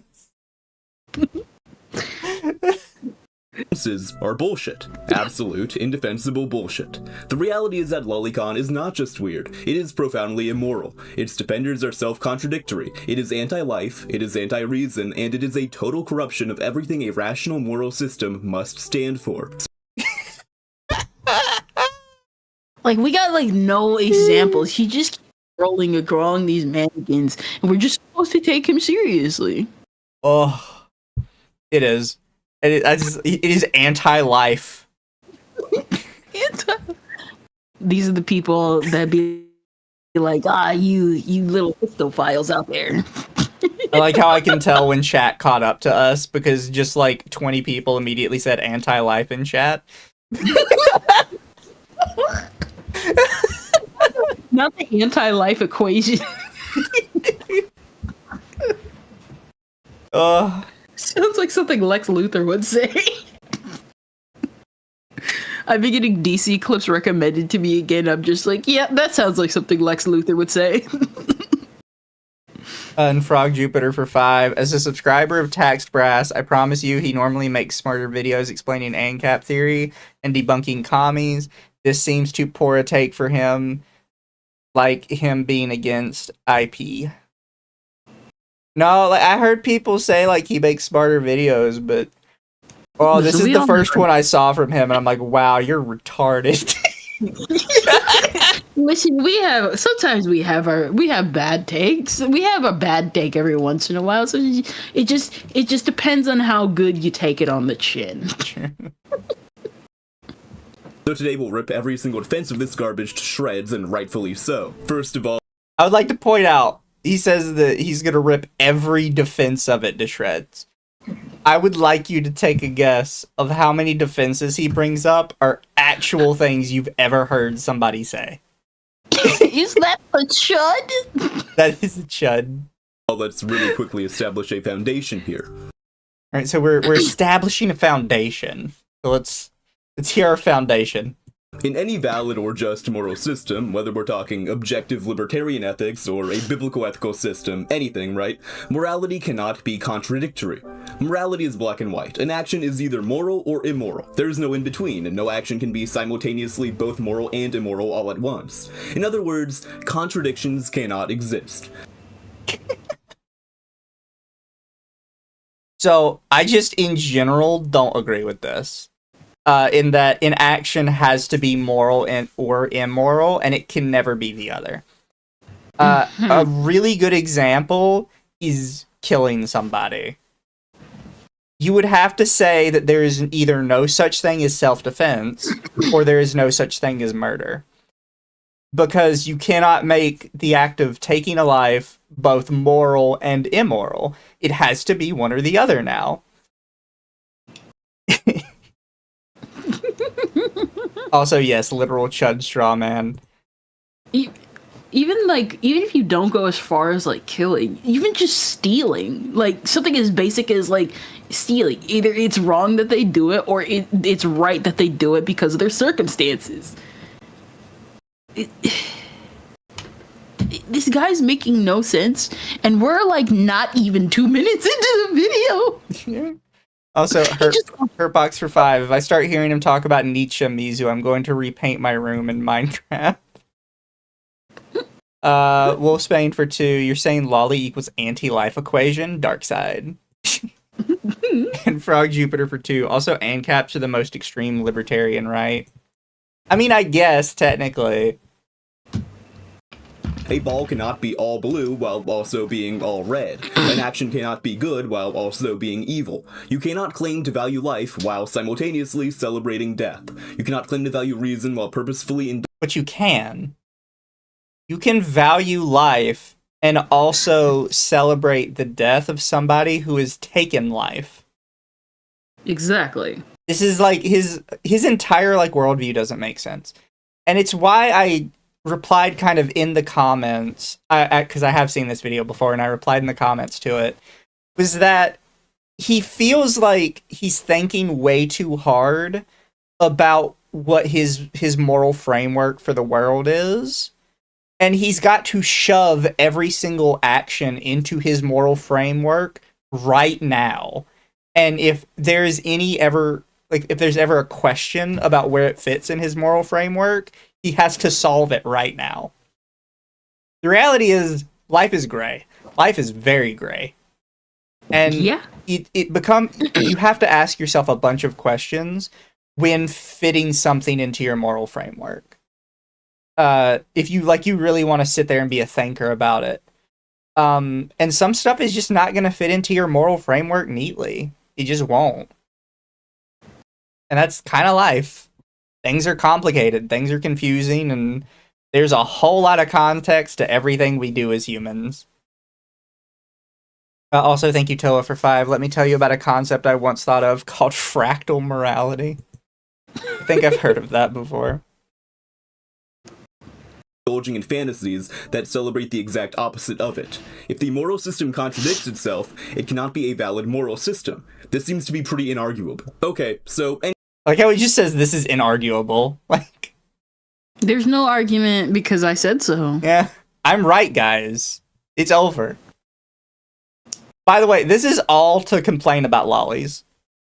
just so we're back on topic. All of this is just so he can bitch about lollies. Like this isn't like a crime or something morally dubious in like politics. This is just because short woman with flat chest. Any valid moral system cannot be contradictory. That's one condition we must meet. What other conditions must our moral system fulfill? Well, we sort of necessarily have to hold life as a value, specifically your own life. Why, you might ask? Because life itself is a necessary precondition of valuation. To assert any value exists inherently presupposes a living valuer, so your life itself must be implicitly affirmed as a value so long as we have values at all. We are talking about anime girls who can't live or breathe.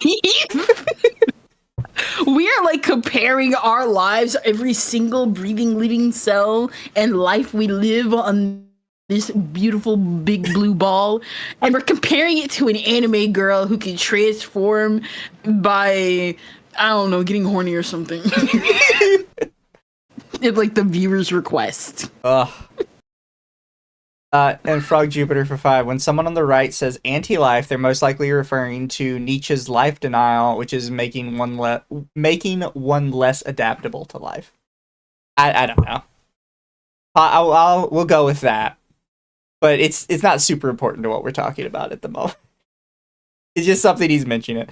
Bro is overthinking this shit so hard. Exactly. Again, we're not even like talking about lollies. Like this would have made sense if this was talking about like the voice acting industry and how like some actors might not want to play roles, but they gotta do it because they gotta pay the bills. But no, we're talking about like a genuine non-breathing thing made of lead on a white sheet made of trees. Is he playing a violent video game in the back? Don't worry, chat. We'll get to the violent video games, and it is going to like break your brain trying to understand what he's saying. So if your life is a moral value, therefore that which furthers your life must be a moral value as well, that which helps you live. If it is moral to live, then... By the way, chat, this video literally came out yesterday. I'm pretty sure he's playing PUBG in the background. Who the fuck plays PUBG in 2026? I don't know, I'm just too distracted by the run cycle of this character. That's PUBG? That's like they never updated it, it just looks stupid. It is moral to do things which allow you to live, and to the highest degree possible, right? Self-improvement, therefore, is a moral good. It is life-affirming. Degenerate behaviors, on the other hand, that degrade your life are bad. Thinking is good, as logical thought is the only method through which you can navigate the world you live in. The rejection of logic, the rejection of reason, is bad. It is immoral. You cannot live without that faculty. From this starting point, moral evaluation becomes fairly simple. Something is moral if it, whether it's a habit, desire, or practice, sustains the faculties required for life, such as rational agency, judgment, collaborative efforts with other moral agents, whatever, right?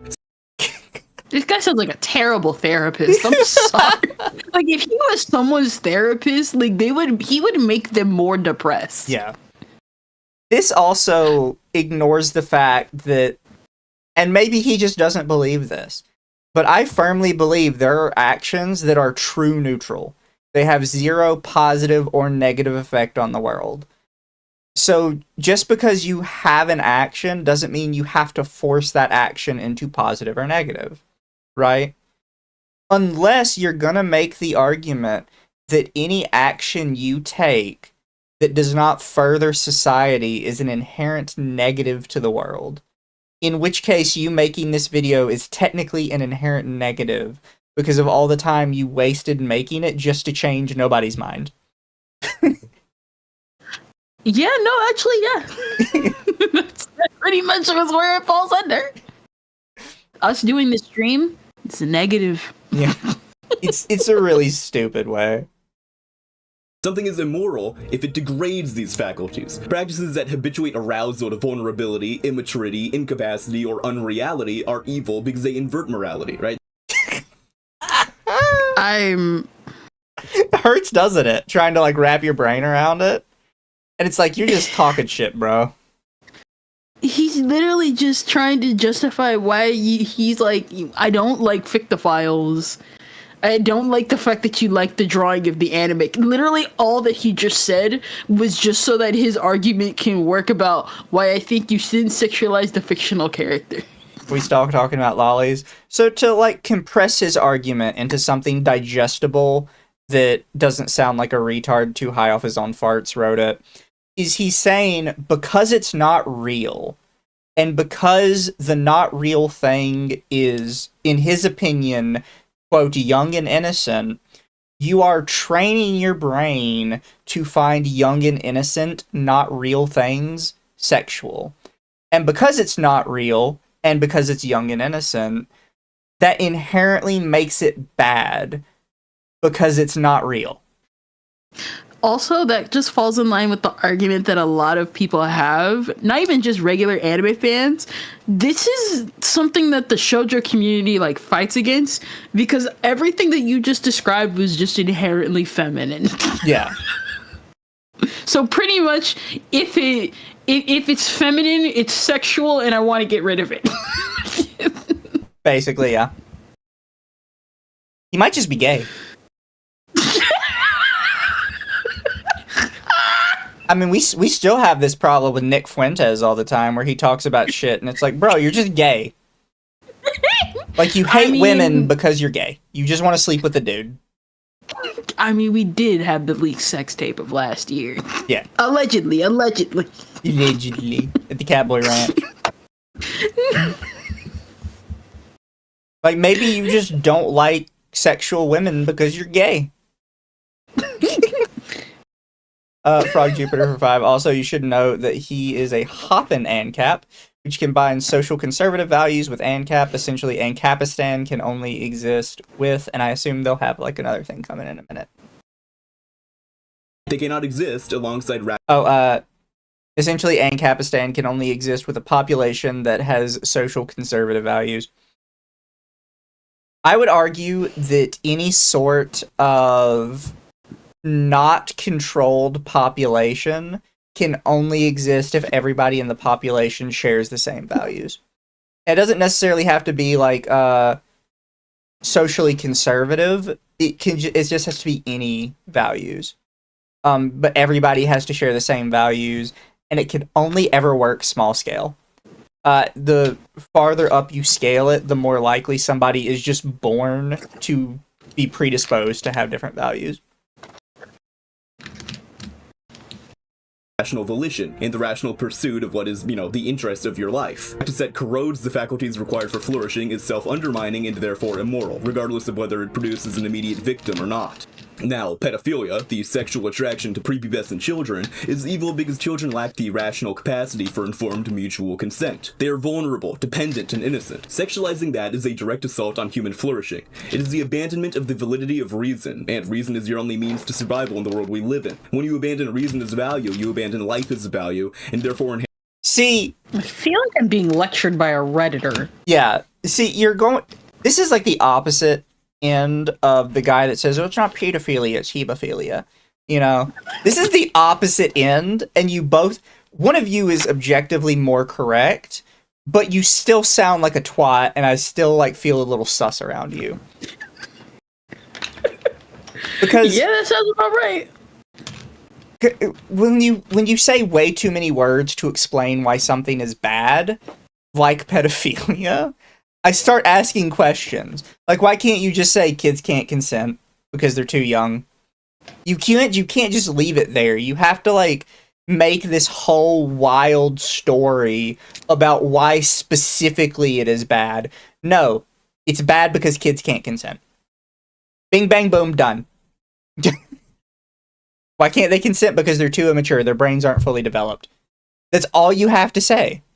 But you're just you're wrapping your brain around this wild story because you can't just say that. Inherently abandon all values to begin with. Lolicon defenders will retaliate to this and say, but it's just not fictional. Manux Taku swing. Especially since Nux is one of the few people that condemned it and is I didn't really mean it. He's clearly lying, but still. You could have used anybody else. You Shondo, god damn it. Like, You think these people are educated enough? no, Shondo is. No real kids are harmed. It's all just looks, not actual immaturity, which is dead wrong. Sexual desire is not directed at pixels on a screen, right? When a big, fat, disgusting Redditor goons Yes, it is. It's called fictophilia. It's literally a thing. to pictures of some OnlyFans model, his attraction is not directed at the, LEDs on his monitor. That's not what he's, gooning to. It's instead directed at concepts. When someone gets off to a drawing of a childlike body being violated, exploited, or sexualized, their arousal is tied to the idea of child vulnerability. Innocence turned into a sex object. Let's go down this pathway of when you goon, you are gooning to concepts.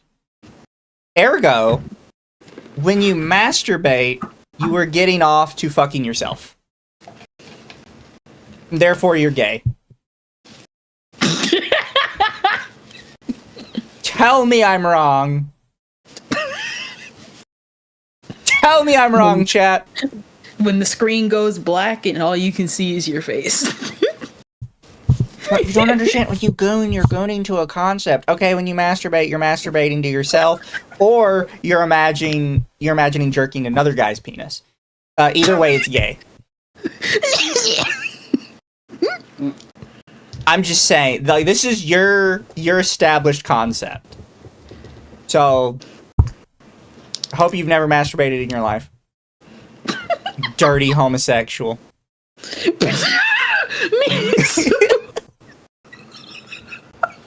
I have a boyfriend. I'm allowed to say that.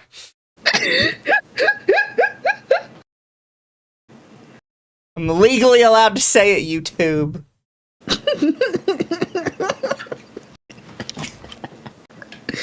YouTube's literally peeking around the corner and side-eyeing you. Which is pedophilic by definition. The medium of sexualization does not magic away the concept.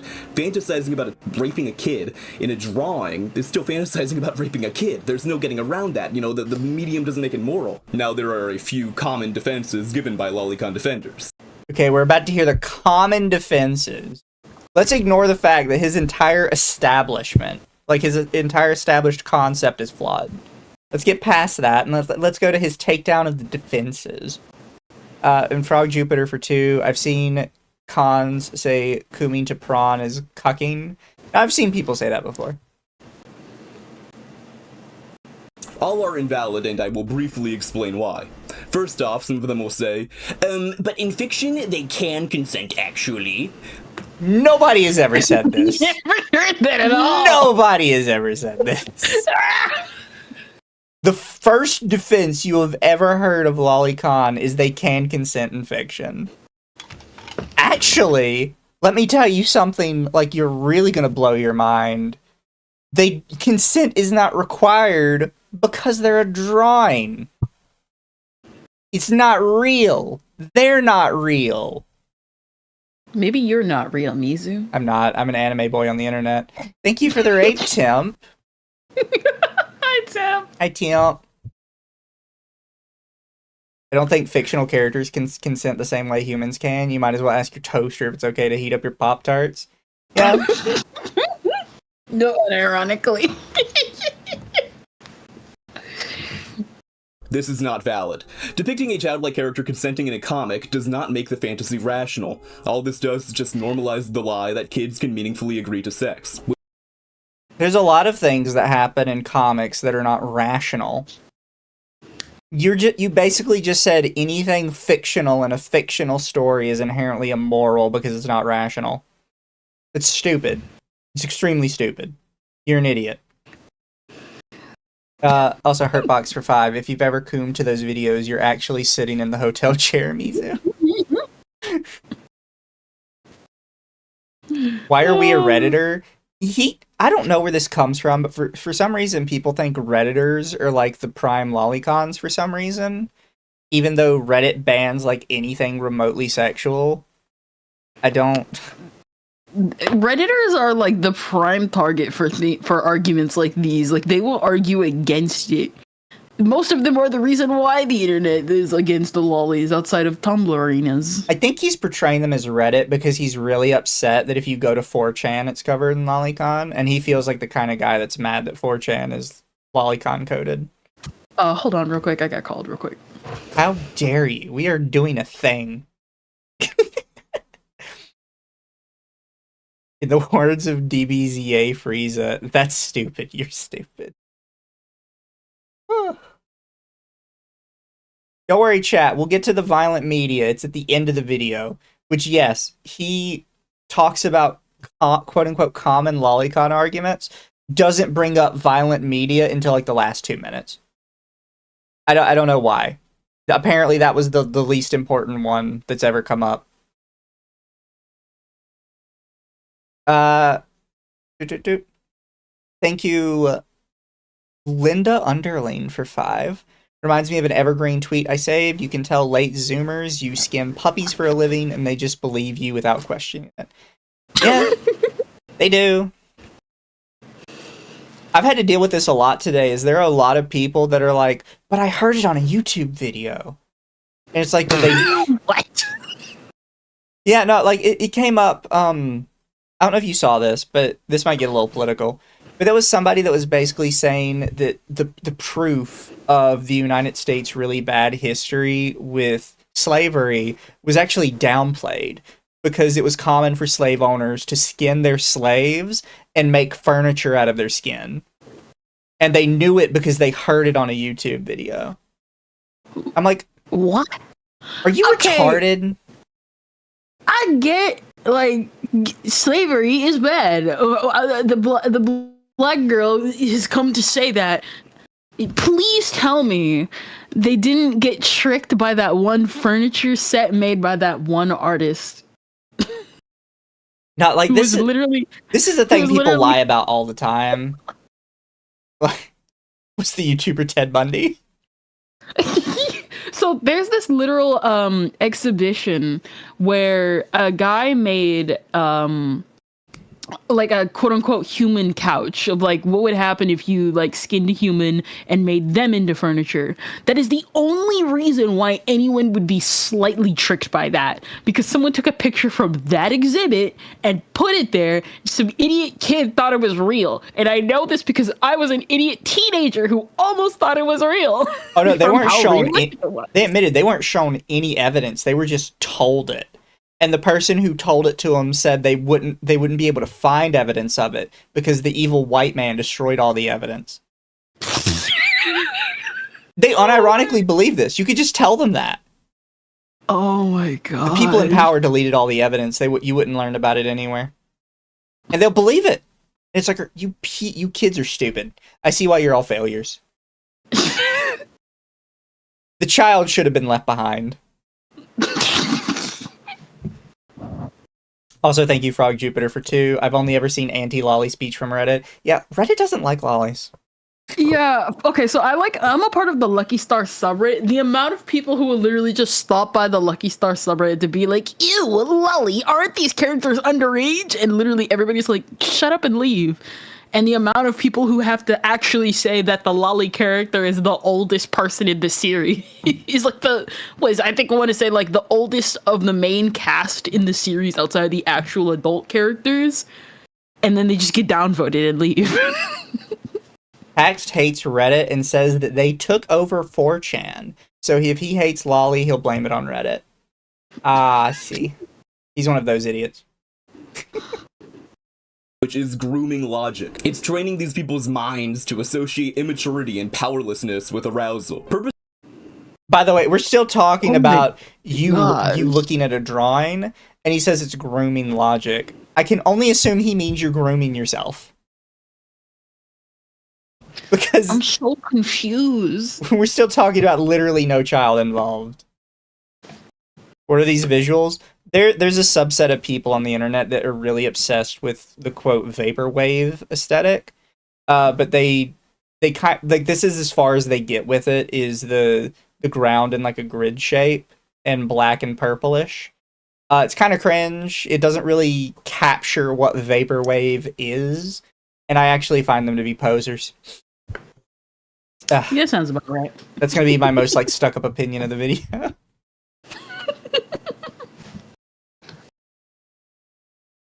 Don't call it synthwave, it's vaporwave. It's cringe.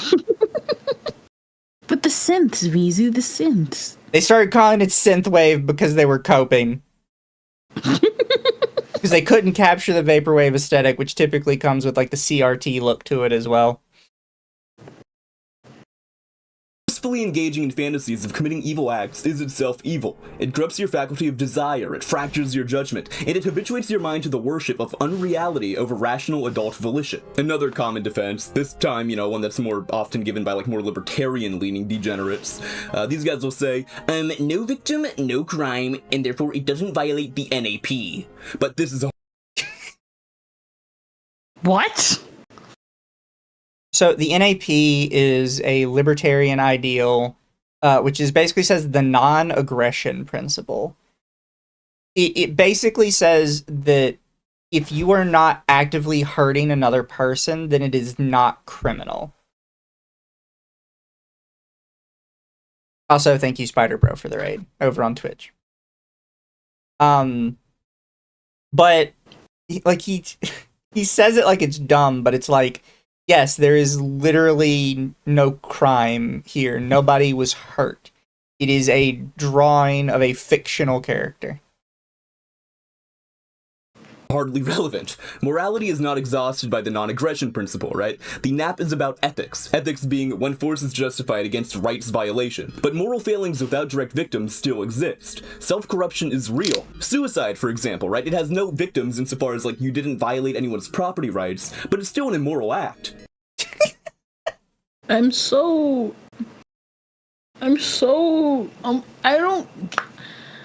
lost. I'm being introduced to concepts that my mortal brain can't handle. Disgusting me is morally wrong. See, that's the thing. That's another thing we kind of come to here. Because, again, remember, this guy is anarcho-capitalist. So he kind of believes in sort of a free reign idea for how society should be run. But he's already trying to justify to himself and to his fans, but if I think it's morally bad, then maybe shouldn't do it. Like, no. It's not how that works. You don't just get to say total freedom, except for the stuff I morally don't like. But ANCAPs don't oppose sewer slide. See, that's another thing. He says that. I'm like, yeah, no, I would agree. It's a bad thing. But I have seen libertarians and ANCAPs that are like, you should have the freedom to do it because freedom. Because it's their whole shtick is freedom. Which is why this guy comes off like really cringe. Because your whole shtick is freedom. But we're making a whole video about how stuff that's morally wrong you think should... He doesn't say legislate it out, but that's ultimately where you end up at, you know. And Toa for 5 as an ANCAP, I disavow and deny this guy's ANCAPiness. It's, it is immoral to kill yourself. That's not a good thing. It's not a virtue. Similarly, habitually fantasizing about evil degrades your character. It makes you less capable of human flourishing and less rational in your desires. In this regard, it's kind of like a suicide of the mind. This sort It's so much cope. Like, he's just like, you're sewer sliding your mind, bro. This sounds like the opposite of the end is nigh guy you see on like street corners. I was thinking it more sounds like the guy that did way too much DMT. The end is nigh. Have some fun. Here's some weed, bro. of behavior necessarily must be punished through things like physical removal and ostracism of those engaging in these sorts of behaviors. See, that's the thing. He immediately says it. It should be punished by physical removal and ostracization.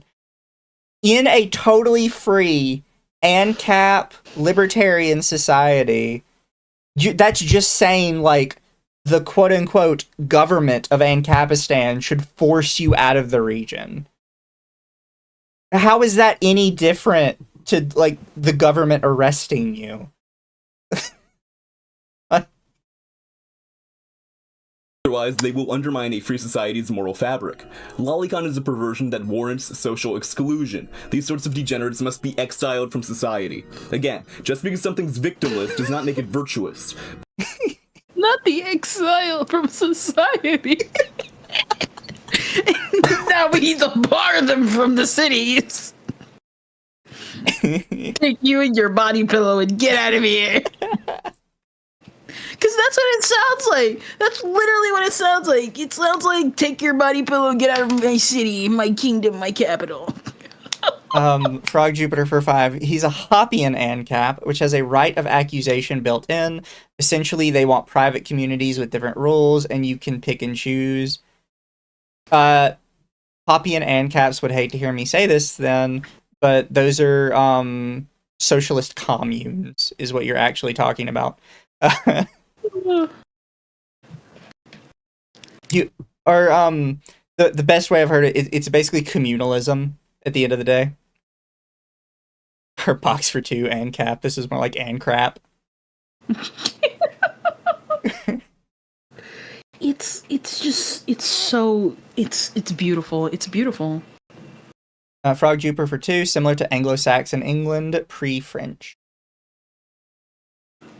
Masturbating to gore fantasies would corrupt you too. There's the same principle here. You can't think Bloomy taking shots. You know, it's so sad she couldn't make it. She couldn't make it. The Ligma is too bad. Ligma took her. She would have loved these strays. Exactly. engage in evil fantasies that is immoral. Some lolicons will also say, it's an outlet which is better than real harm, which is unproven.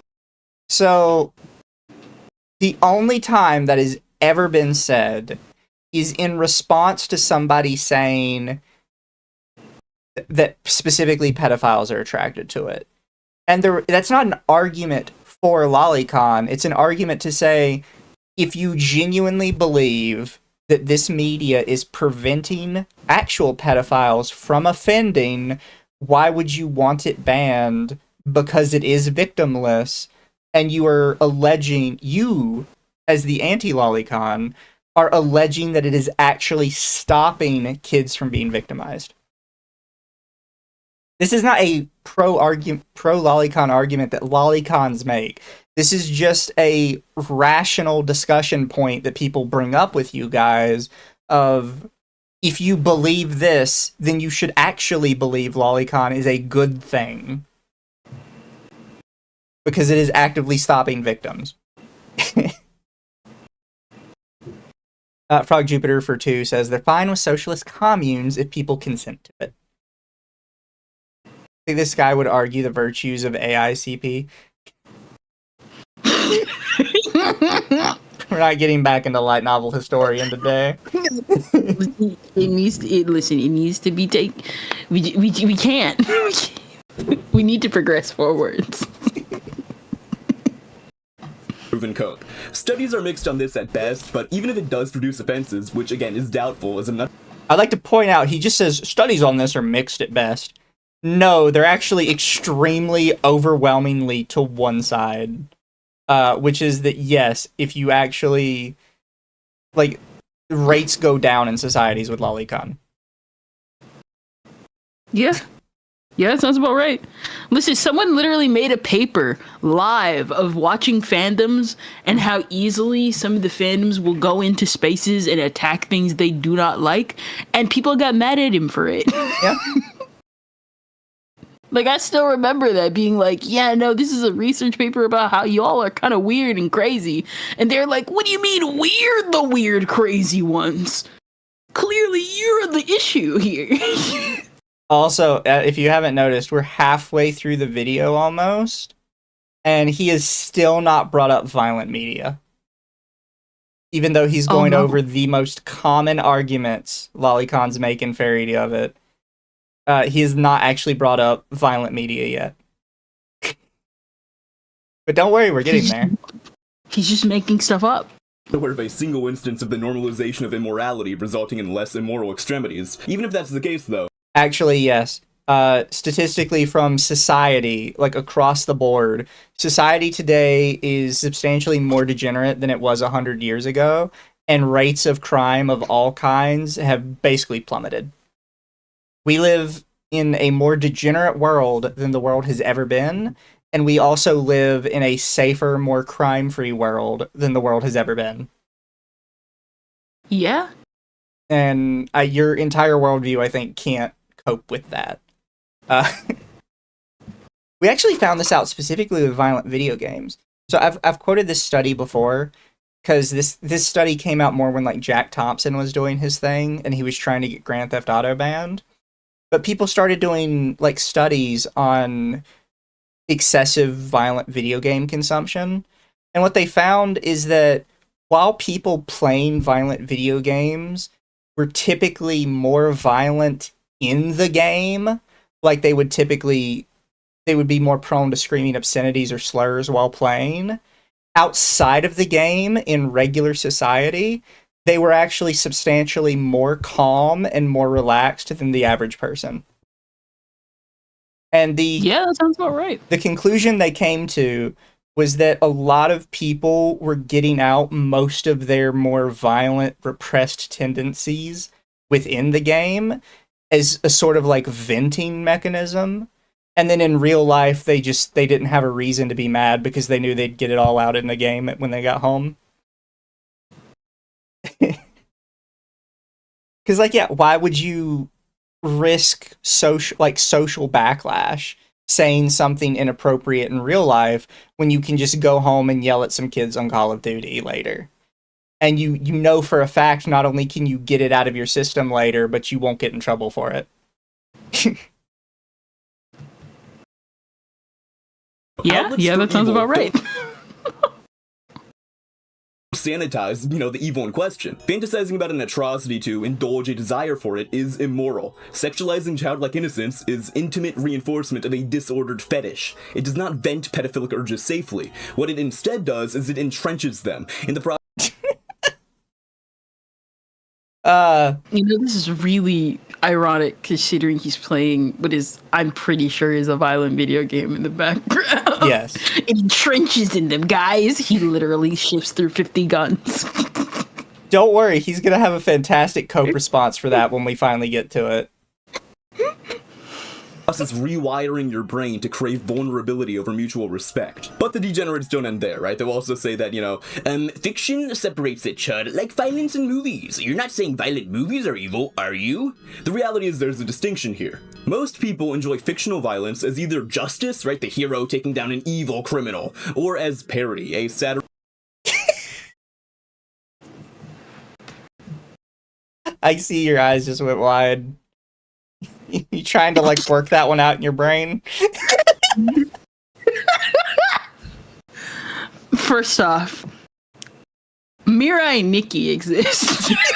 And that is a whole other can of worms. Notice how I didn't say Higurashi. Just the first level is Mirai Nikki, Akame ga Kill. No, So guys, much you fun. don't understand. People only indulge in violent media for a sense of justice.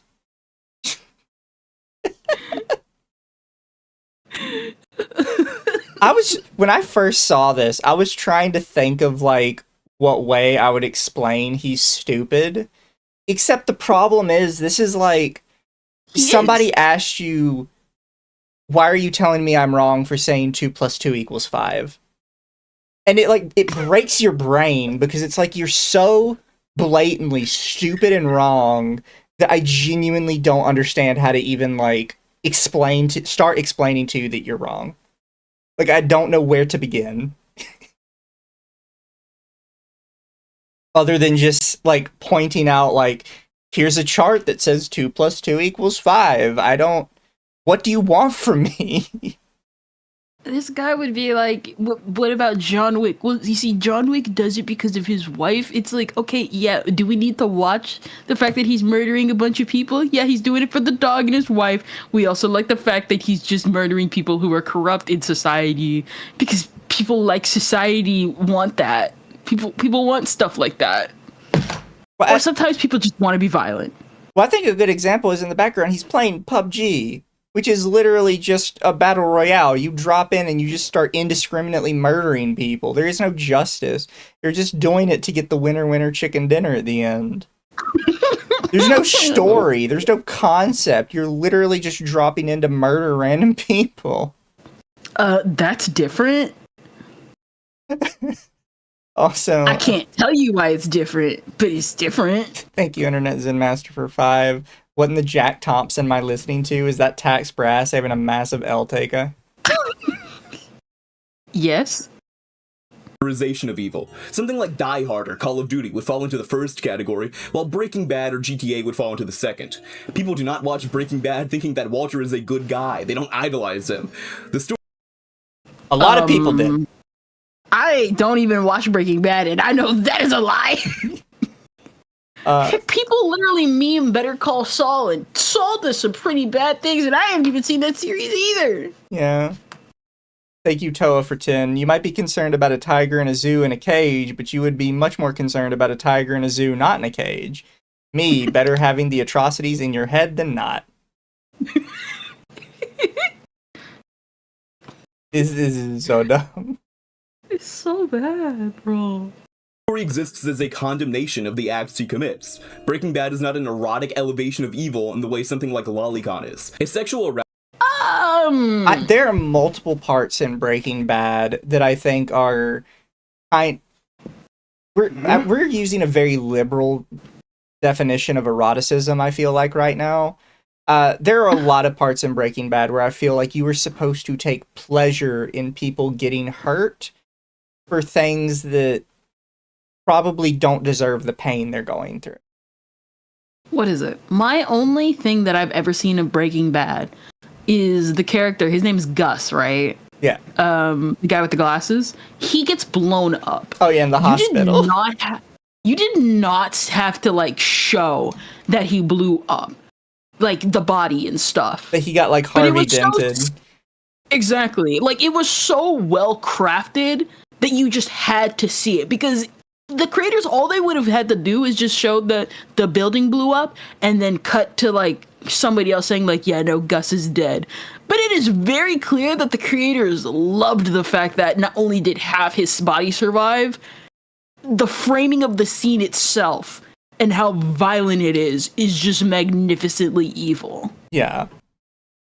And for a character that probably like deserved it, again, I've not seen Breaking Bad, but that looked like something, if not the audience was shocked about, the filmmakers loved. I also like how he said it's a parody like Breaking Bad or GTA. The purpose of GTA is specifically for people to commit crime legally. That's why it's called Grand Theft Auto. You moron. That's why you can pay a hooker to suck your dick and then shoot her in the face and rob the money back.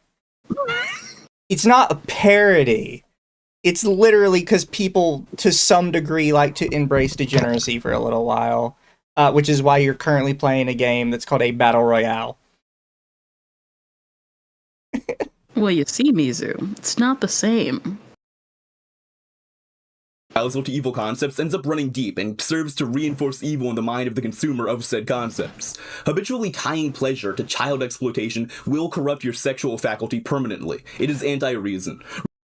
People say this a lot, and they really don't like to address the fact that the exact same spot in your brain that lights up sexual attraction basically lights up anytime you're doing something you enjoy.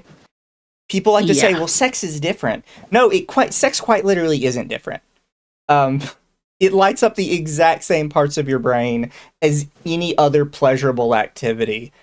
From drugs, to drinking, to just playing video games.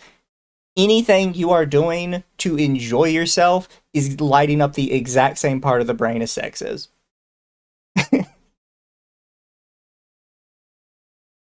It's just so... He's so dumb. That's it. That's all I just keep saying. He's just so dumb. Like, I had a whole argument in my head about what he just said, but it was so dumb I forgot that. All I can think about is, this is just stupid. But Kendra, it's because it's poisoning your brain. Your morality is sewer sliding right now. You see, this is exactly, you know that one scene of Patrick talking about the inner mechanisms of his mind? This is that video, but that is the same clip, but longer. I thought violent and pleasure were the same part of the brain. They are. That was an argument. That was back in the day when people were saying video games cause violence. That was the argument they were using, was that because it lights up the same part of your brain, that means if you indulge in violence, that you will start to see violence as pleasurable, and you will want to do it more. Reason demands that desires align with reality and human flourishing. Indulging desires of unreality, irrational whims, contrary to human being, which pedophilic fantasies absolutely fall into, completely fractures that. It is immoral.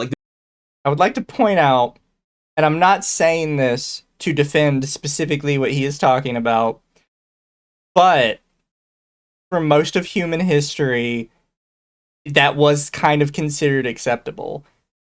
Meaning, technically, it is reality and it is real. It is based in reality.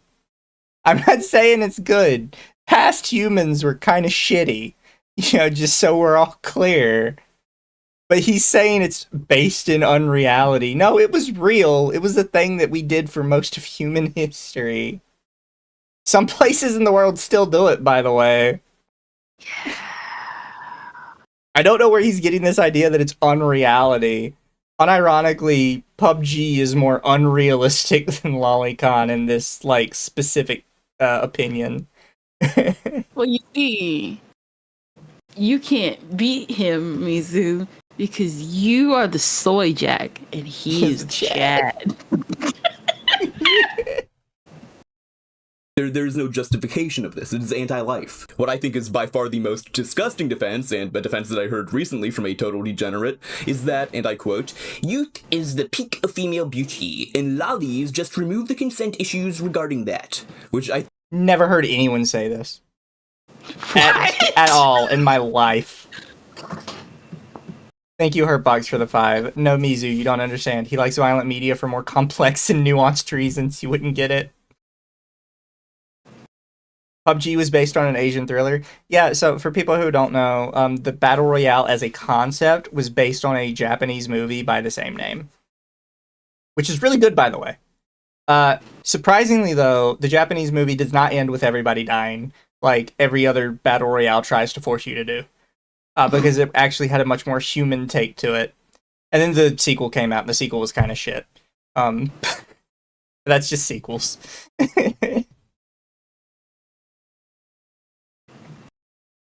think sort of tips the hands of a lot of these people. Claiming that all women look childlike, or that all straight men are pedophilic to a degree, which again is something I've directly heard from some of these freaks, is an attempt at normalizing evil. No, adult women... You have never heard this from anybody, and I think you're lying. He is absolutely like, he literally just said, well, you see, all men are peds and all women are inherently childlike. No one has ever said that. Ever. Who are you talking to? Also, I like how he said, when he started this, he said, I heard this very recently from one person, and then now it's, oh, I hear this all the time. I've heard tons, they always defend it this way. Like, shit, you can't even keep your own story straight. Guys, I think we're the losers in this situation. Oh, we're stuck here. We've got 2 minutes left. Thank you, Frog Jupiter, for 5. As a guy who does martial arts, fighting another person can be fun and more real to injure people than video games or a bunch of drawings. And Internet Zen Master for 5. Unfortunately, Mizu, there are Redditors who have made such tarded lolicon argument, so they do exist. Tax Brash yells at Reddit most of the time. Reddit doesn't count. Reddit aren't real people. And Toa for 5. That's the kind of argument that lolicons would use ironically for fun within the community with no antis. I would use it that way. I think that'd be weird. I've called some lolicons out for this before, but sometimes like the shit you say is just like, don't say it.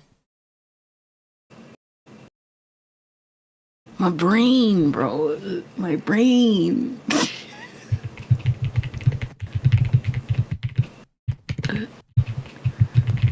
Just, this is so bad, but like it's a different level of bad. I think this is the anime audits of all anime audits. This is somehow worse than Lily Orchard's videos, because at least Lily's trying to say something, even though they say a lot of nothing. This is just bad on a fundamental video essay level. That's how bad it is. What I said about this, like when it was my first thoughts about it, was this is a guy who realized that his entire moral framework for how he believes the world should run necessarily requires him to allow lolicon to exist. But he really, really hates lolicon. So he spent like a week or a month or however amount of time trying to twist his entire moral framework in a specific way so he could say, yes, I am actually allowed to ban lolicon, even though I believe in a stateless, classless society that's based completely about just exchange of money. Do not, quote-unquote, resemble children. Little children are not the pinnacle of attraction. When you hear someone saying that they are, that is a perversion talking. And I think in some way their mind has been already completely conquered by their evil desires when they reach the point that they make these arguments. What I will say is I think the only time I've heard this is people say women looking young is like peak attractiveness. But when they say women looking young, they mean like early 20s. They don't mean like early 12s. I don't know what it's with these people. Every single time they talk about women, they're like, well, women don't do this and women don't do that, as if we didn't have literally the 90s or some of the oldest phrases in the book about how women always want to look young. Women always want to like women just want to look cute and young forever, bros. That's a standard thing just women want.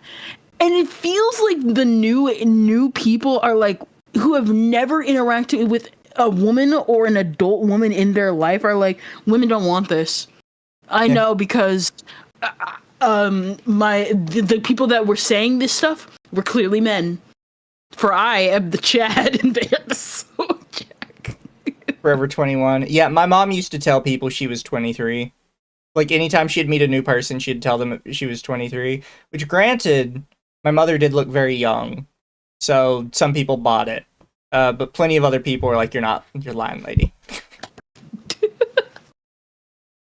The only proper sexual attraction, in reality, is to rational, volitional adults capable of consent. Sexualizing prepubescence, again, it inverts reality. It's a drawing. The drawing, get over it. Innocence is not for sexual gratification. Children should not be raped. They should be protected. I can't believe this is a apparently controversial take, but, holy shit, It's a controversial take because you try and make it about drawings.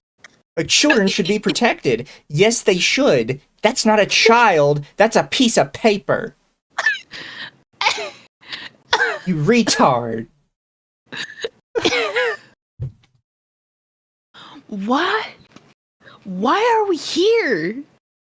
Why are we still here? He's still going. Are y'all hearing this? Yeah. Are we like not in a simulation right now? We died and we're in purgatory. Is this not like something you would hear in a simulation? Is he from the UK? The ultimate insult you can give him, chat. He's a British.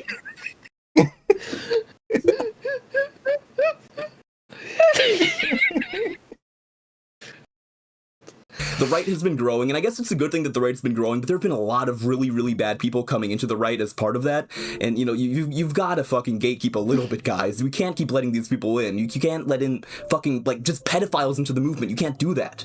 It has to be gatekept. Anyway, yeah, so that last... Gatekeeping, and it's literally talking about criminal activity. Thank you, Internet Zenmaster, for 20. Women looking young is peak attractiveness. Me remembering how the Quran describes the 72 virgins in heaven as prepubescent. Front row, Raggy. Tax brass videos are either mad brilliance or schizo posting, and no in between. Okay, I knew about the 72. I knew about the virgins, but I ain't saying nothing. I can't say anything. I always just think about every time somebody says 72 virgins, I think about the Jeff Dunham joke. The don't give me 72 virgins, give me 72 dumb broads who know what the fuck they're doing. He's like, why don't you want 72 virgins? Oh, you think I want to hear this every time? Oh, ow, that hurt. Is it over yet?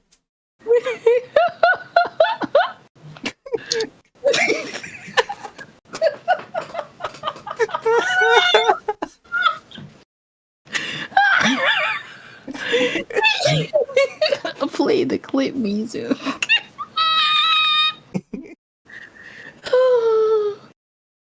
Thank you, Frog Jupiter, for 5. ANCAP is not rules, it's the logical conclusion of the NAP. Think of a Discord server. Other servers can have different rules and ban you based... Oh my gosh. Based on those rules, but no aggression is used. That's the problem, though. Here's the thing, right? And this is not to get particularly political, but a ton of people's political ideals only work if the world is separated into small communities. The problem with separating the world into small communities is there will always be someone bigger. Discord is a fantastic example, because Discord only works when there is a bunch of small, itty-bitty servers working together. However, Discord, the corporation, still owns all those servers. You exist because they allow you to exist. And once they decide for whatever reason they don't like you, you don't exist anymore. And that's the same thing with kind of an ANCAP idea of multiple small societies.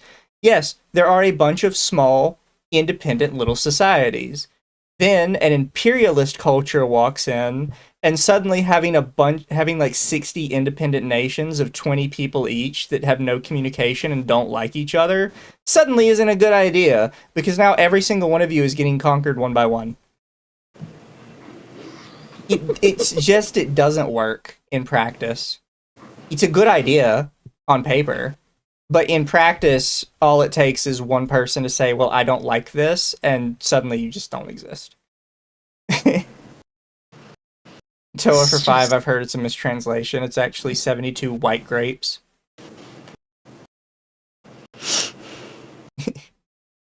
Might as well ask his thoughts on traps. It's literally how the natives lost America. Exactly. Good point. Yeah. Oh, that's actually, you know what? Nah, we need to let some people, we gotta convince him to actually make a video on traps. Just make we need a modern version of guys, it's not gay.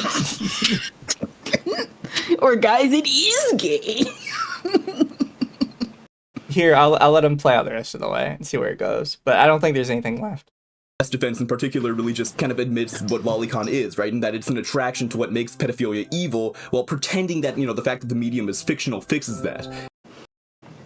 I've actually heard this before from somebody as a really good explanation, and people get weirded out by it, because it does sound weird, but it's true.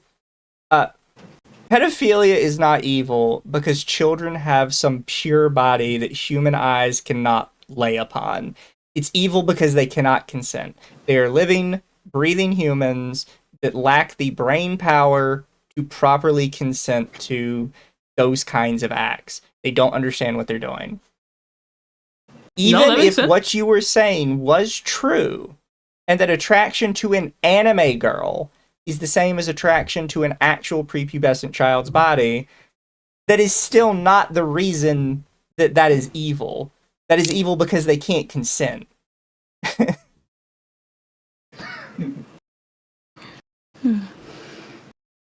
Religious text doesn't give a shit about lolicons. Yeah, there's no religious text that has anything against it.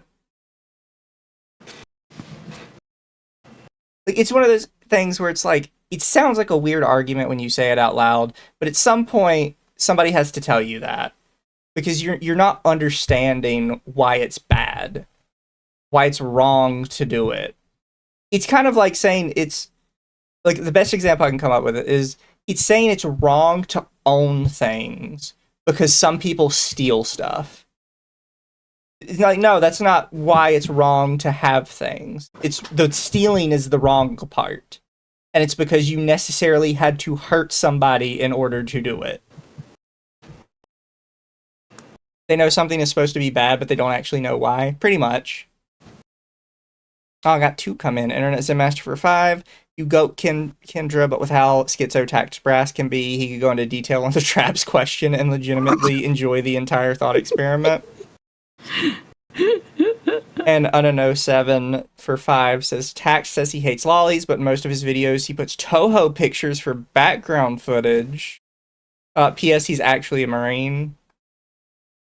If he's using Toho pictures, that's cringe.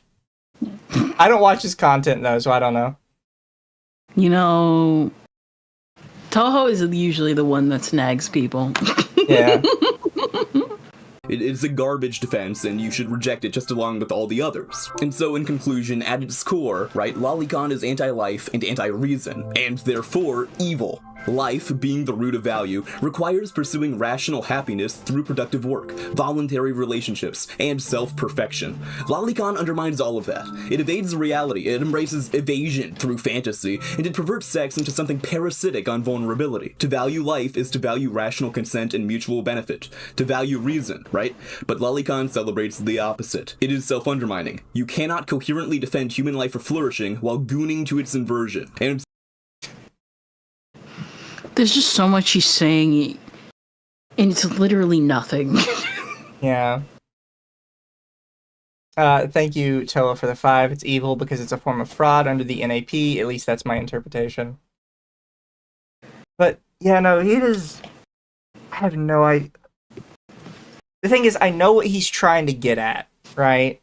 But he's overcomplicating it. It almost feels like he's intentionally overcomplicating it because he thinks it makes him sound smarter. But the reality is, you have to overcomplicate it. Because if you tried to come out outright and say what you meant, you'd sound like a retard. Because what you're saying is anybody who indulges in fiction is inherently a net negative to society. Which you indulge in fiction yourself. Like, that's just where this goes. Sounds like those boomers who are like, man, I can't believe you're indulging yourself in fairy tales. So any defense of this is inherently contradictory. You cannot build a moral system on reason and life while excusing desires that evade reason and prey on life's most helpless stage. Lolicon is not heckin'-based. It is not cool or edgy. Any right-wing figure who tries to normalize it and spread it is complicit in the normalization and spreading of evil. Lolicon is moral rot. If you are into it, seek help. Abandon your vice. You are engaging in an evil and you must abandon it before it kills you. Anyway, I guess, like, subscribe, leave a comment if you have any thoughts, and have a wonderful day if you aren't attracted to children. Have a great one, guys. This was the video of all time. Did you enjoy it? I feel like I died. I feel like you died? I feel like I died for 10 minutes.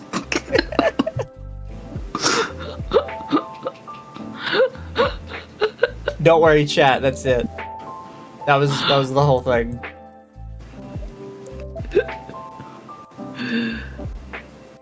Wally can kill you? Yeah, apparently. Royce, thank you so much. We got back to our girl. We got back to our heckin' based racist girl. Chat, Kendra can still see my screen, and I just reopened the Twitter, and it's just the picture of the racist British girl. I can't scroll up because there's porn. I know Kendra doesn't like the porn. It's a good little angel. Oh my gosh. It's Canary from Pokemon, by the way. I've seen it.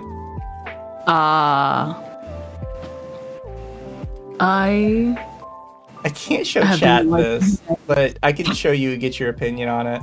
So, you know Twitter gives you ads, right? Yeah.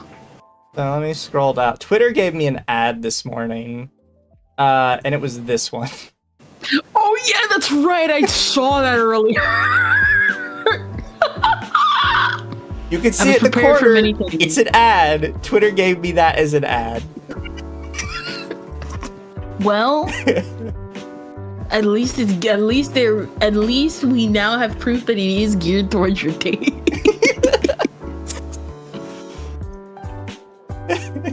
Explore the forest means. Thank you for the 5, Toa. At least he didn't bring up the 1,000-year-old vampires. You know what? Surprised he didn't bring that up. I always like bring this up sometimes with like lolly and stuff. Anytime people bring up lolly, most of like most popular lolly characters are genuinely like actual adult characters. Like the only ones who know about the 1,000-year-old dragon vampire lollies are from the stuff like Fire Emblem and stuff. That's not even mainstream. Yeah, it's literally just Tiki. It's like, they're actually 1,000 years old, and it's like, how would you know about the 1,000-year-old trope? Unless you actually played the media that had the 1,000-year-old trope. Because the most mainstream ones are like Rebecca, Tatsumaki, Rory from Gate. Like these characters that are literally known to be like adult characters that present themselves in an adult way and just so happen to have a higher ranged voice. Like, Yeah. I feel like anyone who uses the 1,000-year-old vampire dragon lolly trope kind of exposes themselves. 100%. Because even with Fire Emblem, it's basically just Tiki, even though there are other Menkettis. If you actually look up like Fire Emblem Dragon Girl, the first one that pops up is typically going to be Tiki. Although these days, sometimes you'll have Naui pop up as well. Naui's that one girl from Three Houses, right? No, Naui was Awakening, I believe. Ah, okay. It is this one.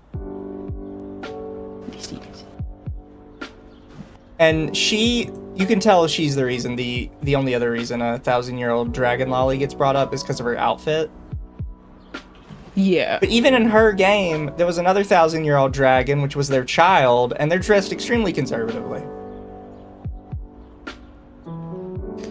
By the way, she named her child Na, which fucking, why would you do that? I mean, it's Naui and Na.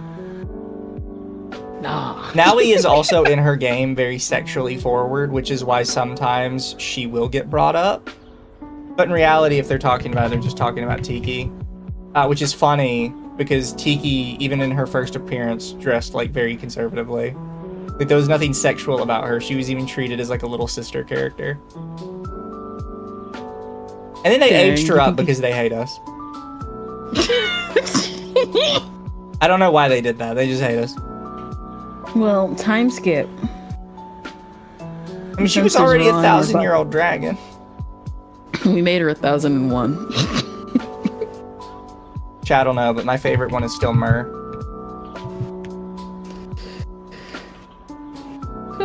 I think she's adorable.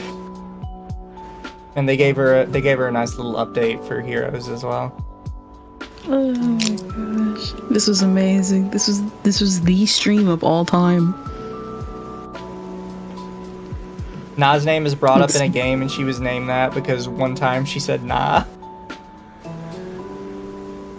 Three Houses doesn't have a dragon lolly, and Sothis doesn't count because she is transformed. Yeah, Sothis has like a adult and a child form. I also don't understand. I'm looking at every time I see Naui, she doesn't even look like your standard law. She genuinely just looks like a short woman. You know, she's more petite woman than anything. But people But remember, bring her up. guys, like even in her face, it's like, but you see her, she's flat. So, child. Which again, I think is a bigger call out to you. And if anything, I just see short woman. Also, because somebody asked me this the other day, if I was interested in Fire Emblem Fortune's Weave because it's going to be like a Three Houses sequel. I fucking hate Three Houses. I think it's the ultimate degradation of Fire Emblem as a series. And I think it's a sign that Fire Emblem as a series is just dead. I don't like it only because I liked the girl Sothis and how she looked in Three Houses, and then they aged her up in the new game, and I was like, well, now you're infinitely uglier. Yeah. And I will not be looking at you anymore. Because unfortunately, get this, the character that was drawn to be a certain way was just not really well designed when they tried to age her up for whatever reason. He's over here loving that Among Us Fire Emblem, I bet. Yeah, apparently Fire Emblem made like a new game, and it's basically just Among Us. And I don't know who came up with that, but fuck them. I hate it. I really do hate Fire Emblem these days. Listen, Frog, I get it. Sometimes some creators just gotta take the L. I hate Frog Jupiter for 2. I promise you, he's normally smarter. He's just being emotional on this topic. Everybody's emotional about lollies, and it's really dumb. Stop being emotional about it. Yeah, that's what I mean. Like, it's one thing to like go into a medium and you like actually try and rationalize it, and it's not a good rationalization, but at least I could basically understand your logic.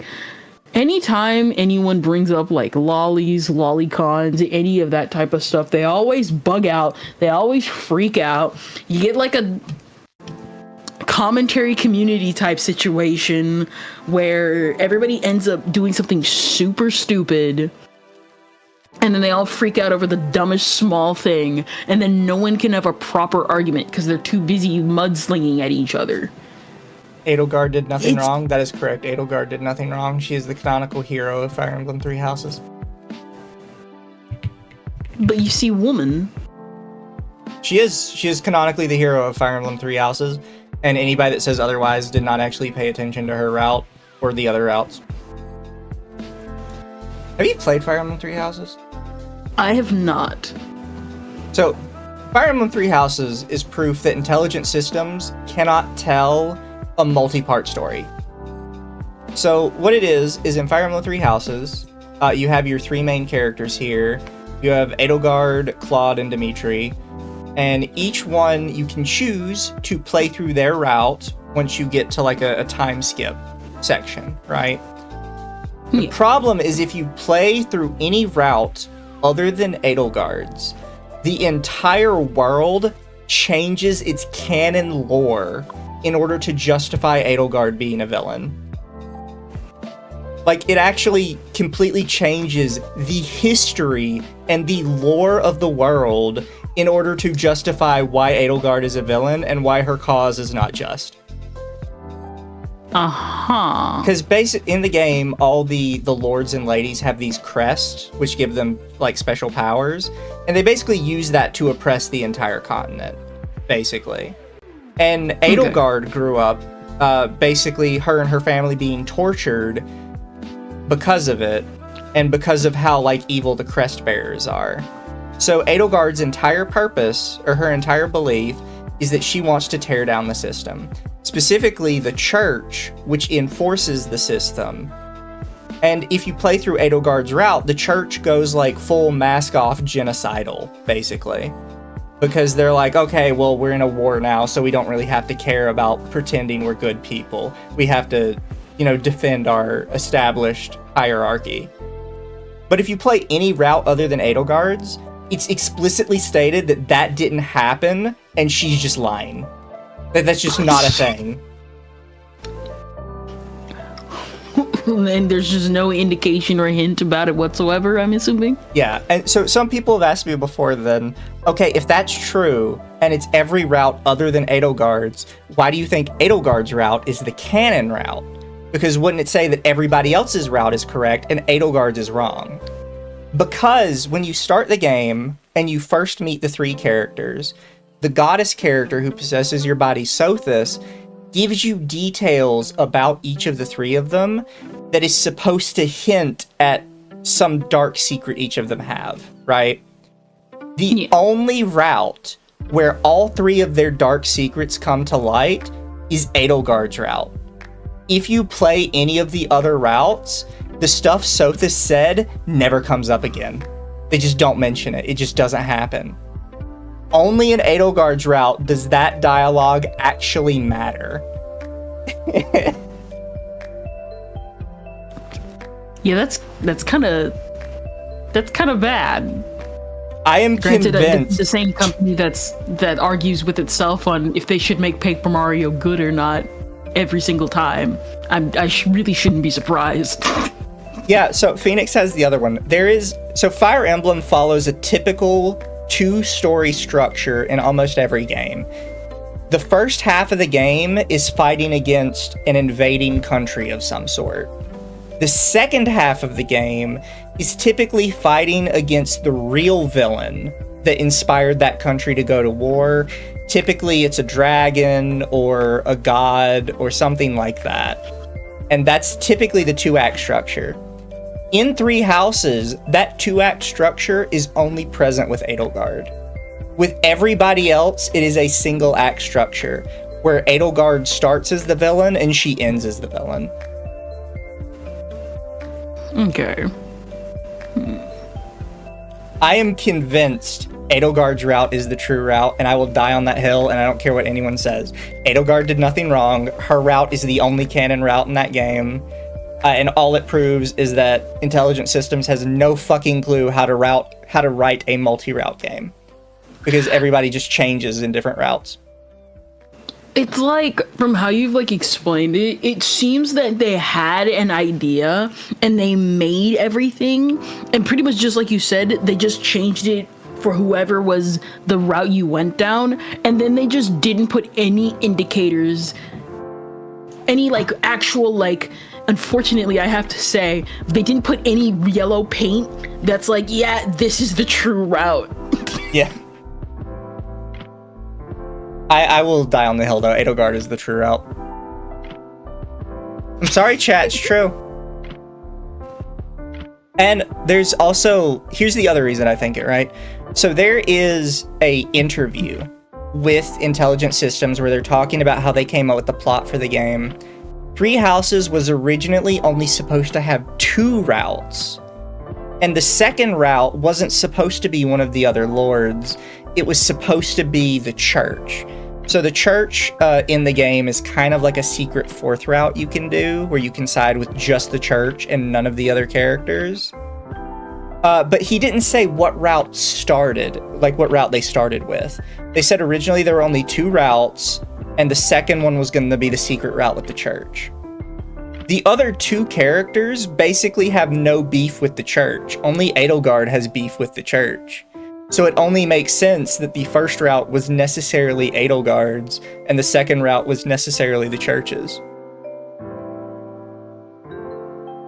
Yeah. Actually, yeah, that makes a lot of sense. It sounds like it sounds like I'm not, but I'm genuinely taking all of what you're saying in. It's yeah, no, that actually sounds genuinely right. From everything you're describing. Yeah.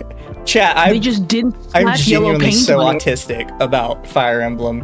This was the series, because when I was a kid, I've talked about this before, right? I was not allowed to have anything quote, demonic. Surprisingly, I could have Pokemon. My parents didn't consider that bad.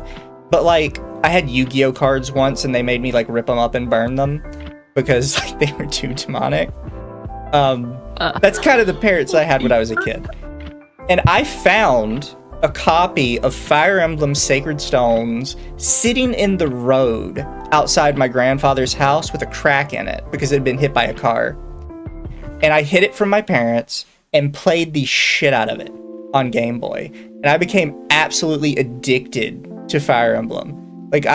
After I grew up and my parents kind of got out of their weird religious phase, I played every Fire Emblem game. Over and over and over again. I loved it. And honestly, Three Houses killed my enthusiasm for the series more than Fates ever could, and Fates was fucking bad. Everybody hated Fates. But Three Houses is the one I played it, and I'm like, yeah, Fire Emblem's dead. But you see, there's the bad. Listen. You can come back from a bad game. You can't come back from a solidified Fates. A solidified trajectory change of the franchise. Isn't Fates the one with the green-haired guy and the pink-haired girl? All I know is the amiibos. Fates also tried to do a multi-route. They did Birthright, Conquest, and Revelation. And again, it kind of, like, Revelation is... This one actually has a canon route. Revelation is the canon route. Birthright and Conquest are side routes. It is another game where they first showed that they cannot do multi-routes. Because depending on what route you choose, the actual characters you meet completely alter their entire personality to justify, like, being an enemy or an ally. Uh-huh. And it doesn't make any sense. And even in their supports, when they talk to each other, their supports will completely change from person to person because they really wanted to focus on any character could be friends with any other character. But they forgot that some characters in this world are blatant racist. Some characters have very high moral codes. Some people have very low moral codes. But they still had to make it so they could talk and be friends with each other. So they just forced these characters to change their opinions to be with each other. And it leads to none of the characters having, like, a particularly identifiable personality because it shifts so often. Also, yes, Kendra means Almond Celica, which was Shadows of Valentia, which is a remake of, I believe, Fire Emblem 3 or 4, which never actually came to the West. Oh, okay. I remember seeing their amiibos around, like, in Target when I was a kid, so I was like, I'll keep note of it, and maybe I'll buy that one day. Yeah, so fun fact, in the West, Fire Emblem starts at, I think, 6 or 7. I can't remember if Blazing Blade is 6 or 7, but it is the first one in the West, but it skipped a bunch of the games. And that sounds right. Funnily enough, the character everybody knows from Fire Emblem, Marth, because he is in Smash Bros., only appeared in one Western game and only appeared in the DS era in the West. When they remade the first game, which is Shadow Dragon, which again, everybody hated because it looks like this. And it looks so bad. And then they use, like, these weird semi-3D models. Nobody really knew what they were doing at the time. Which led to the sequel, The Blade of Light, not even coming out in the West. Which I had to find it. Does it not have, like, the Japanese version pop up of the remake? Are you showing it on screen? I'm not showing it on screen. Okay. Oh no, was my screen share not up?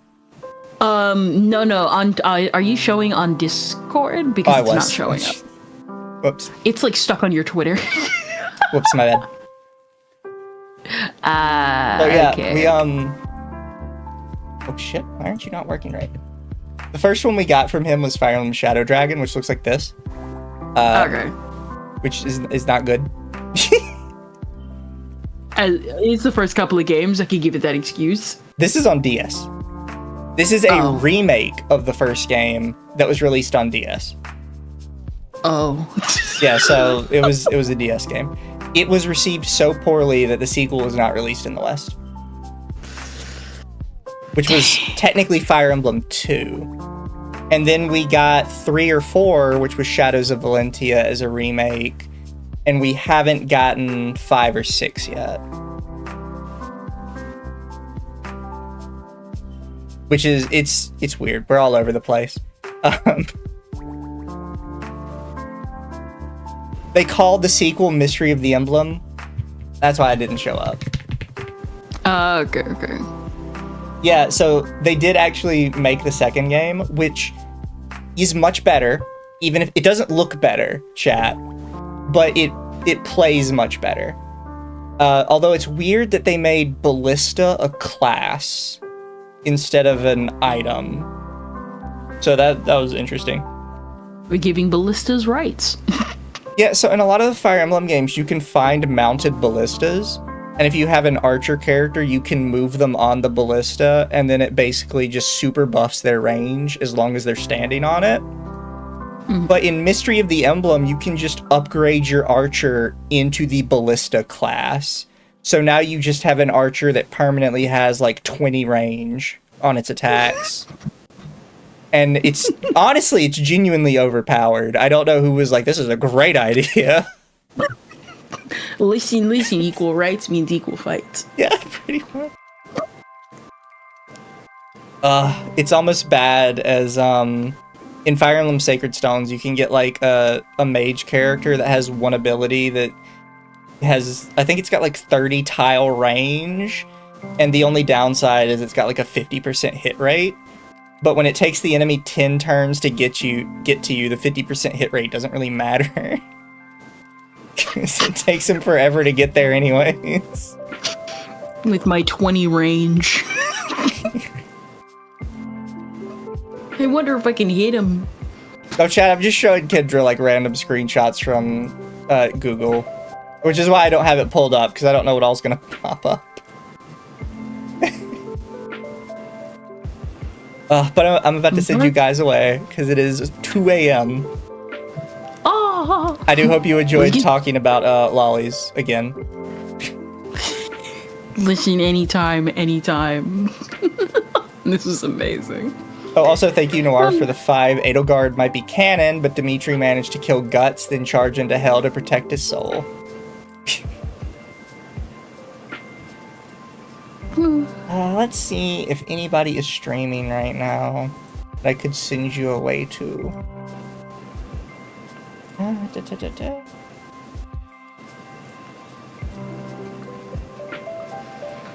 Not really. Yeah, we could find one. I'm sure there's some VTuber streaming tonight. Let me see.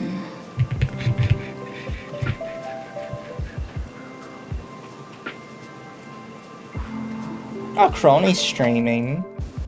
Ooh, nice.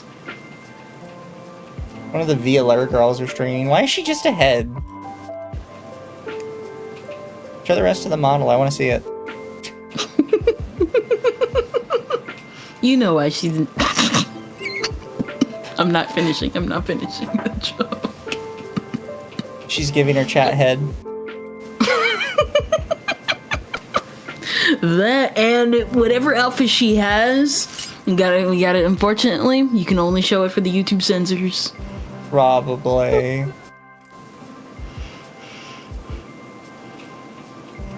Burb is streaming, but I don't think Burb is on YouTube.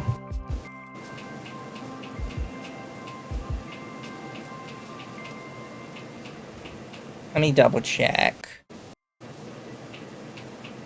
Ryan, I need raid on YouTube. I don't need raid on Twitch. You see that, Ryan? You see that? Yeah, Ryan always makes this mistake. He's like, "Oh, no, I got a YouTube or Twitch person I can send you to." I was like, "I don't need Twitch. I need YouTube." You don't want a double raid?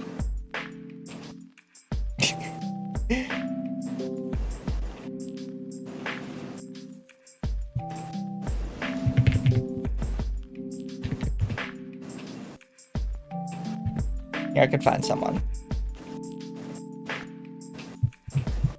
But maybe I just send you to the VLR girl. Yeah. And we'll see if she's nice.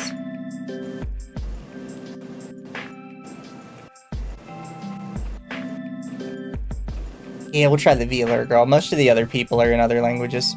Nothing wrong with people in other languages, it's just none of us can understand them. So chat, be nice for the VLR girl. Everybody have a good night, good day, good evening. And we will find some other stuff for the upcoming week. Don't forget, you can send me recommendations on my Discord, and we will cover them, because we hate ourselves, and you're allowed to torture us. Night, Listen, if we everybody. can't find something, you can. Night.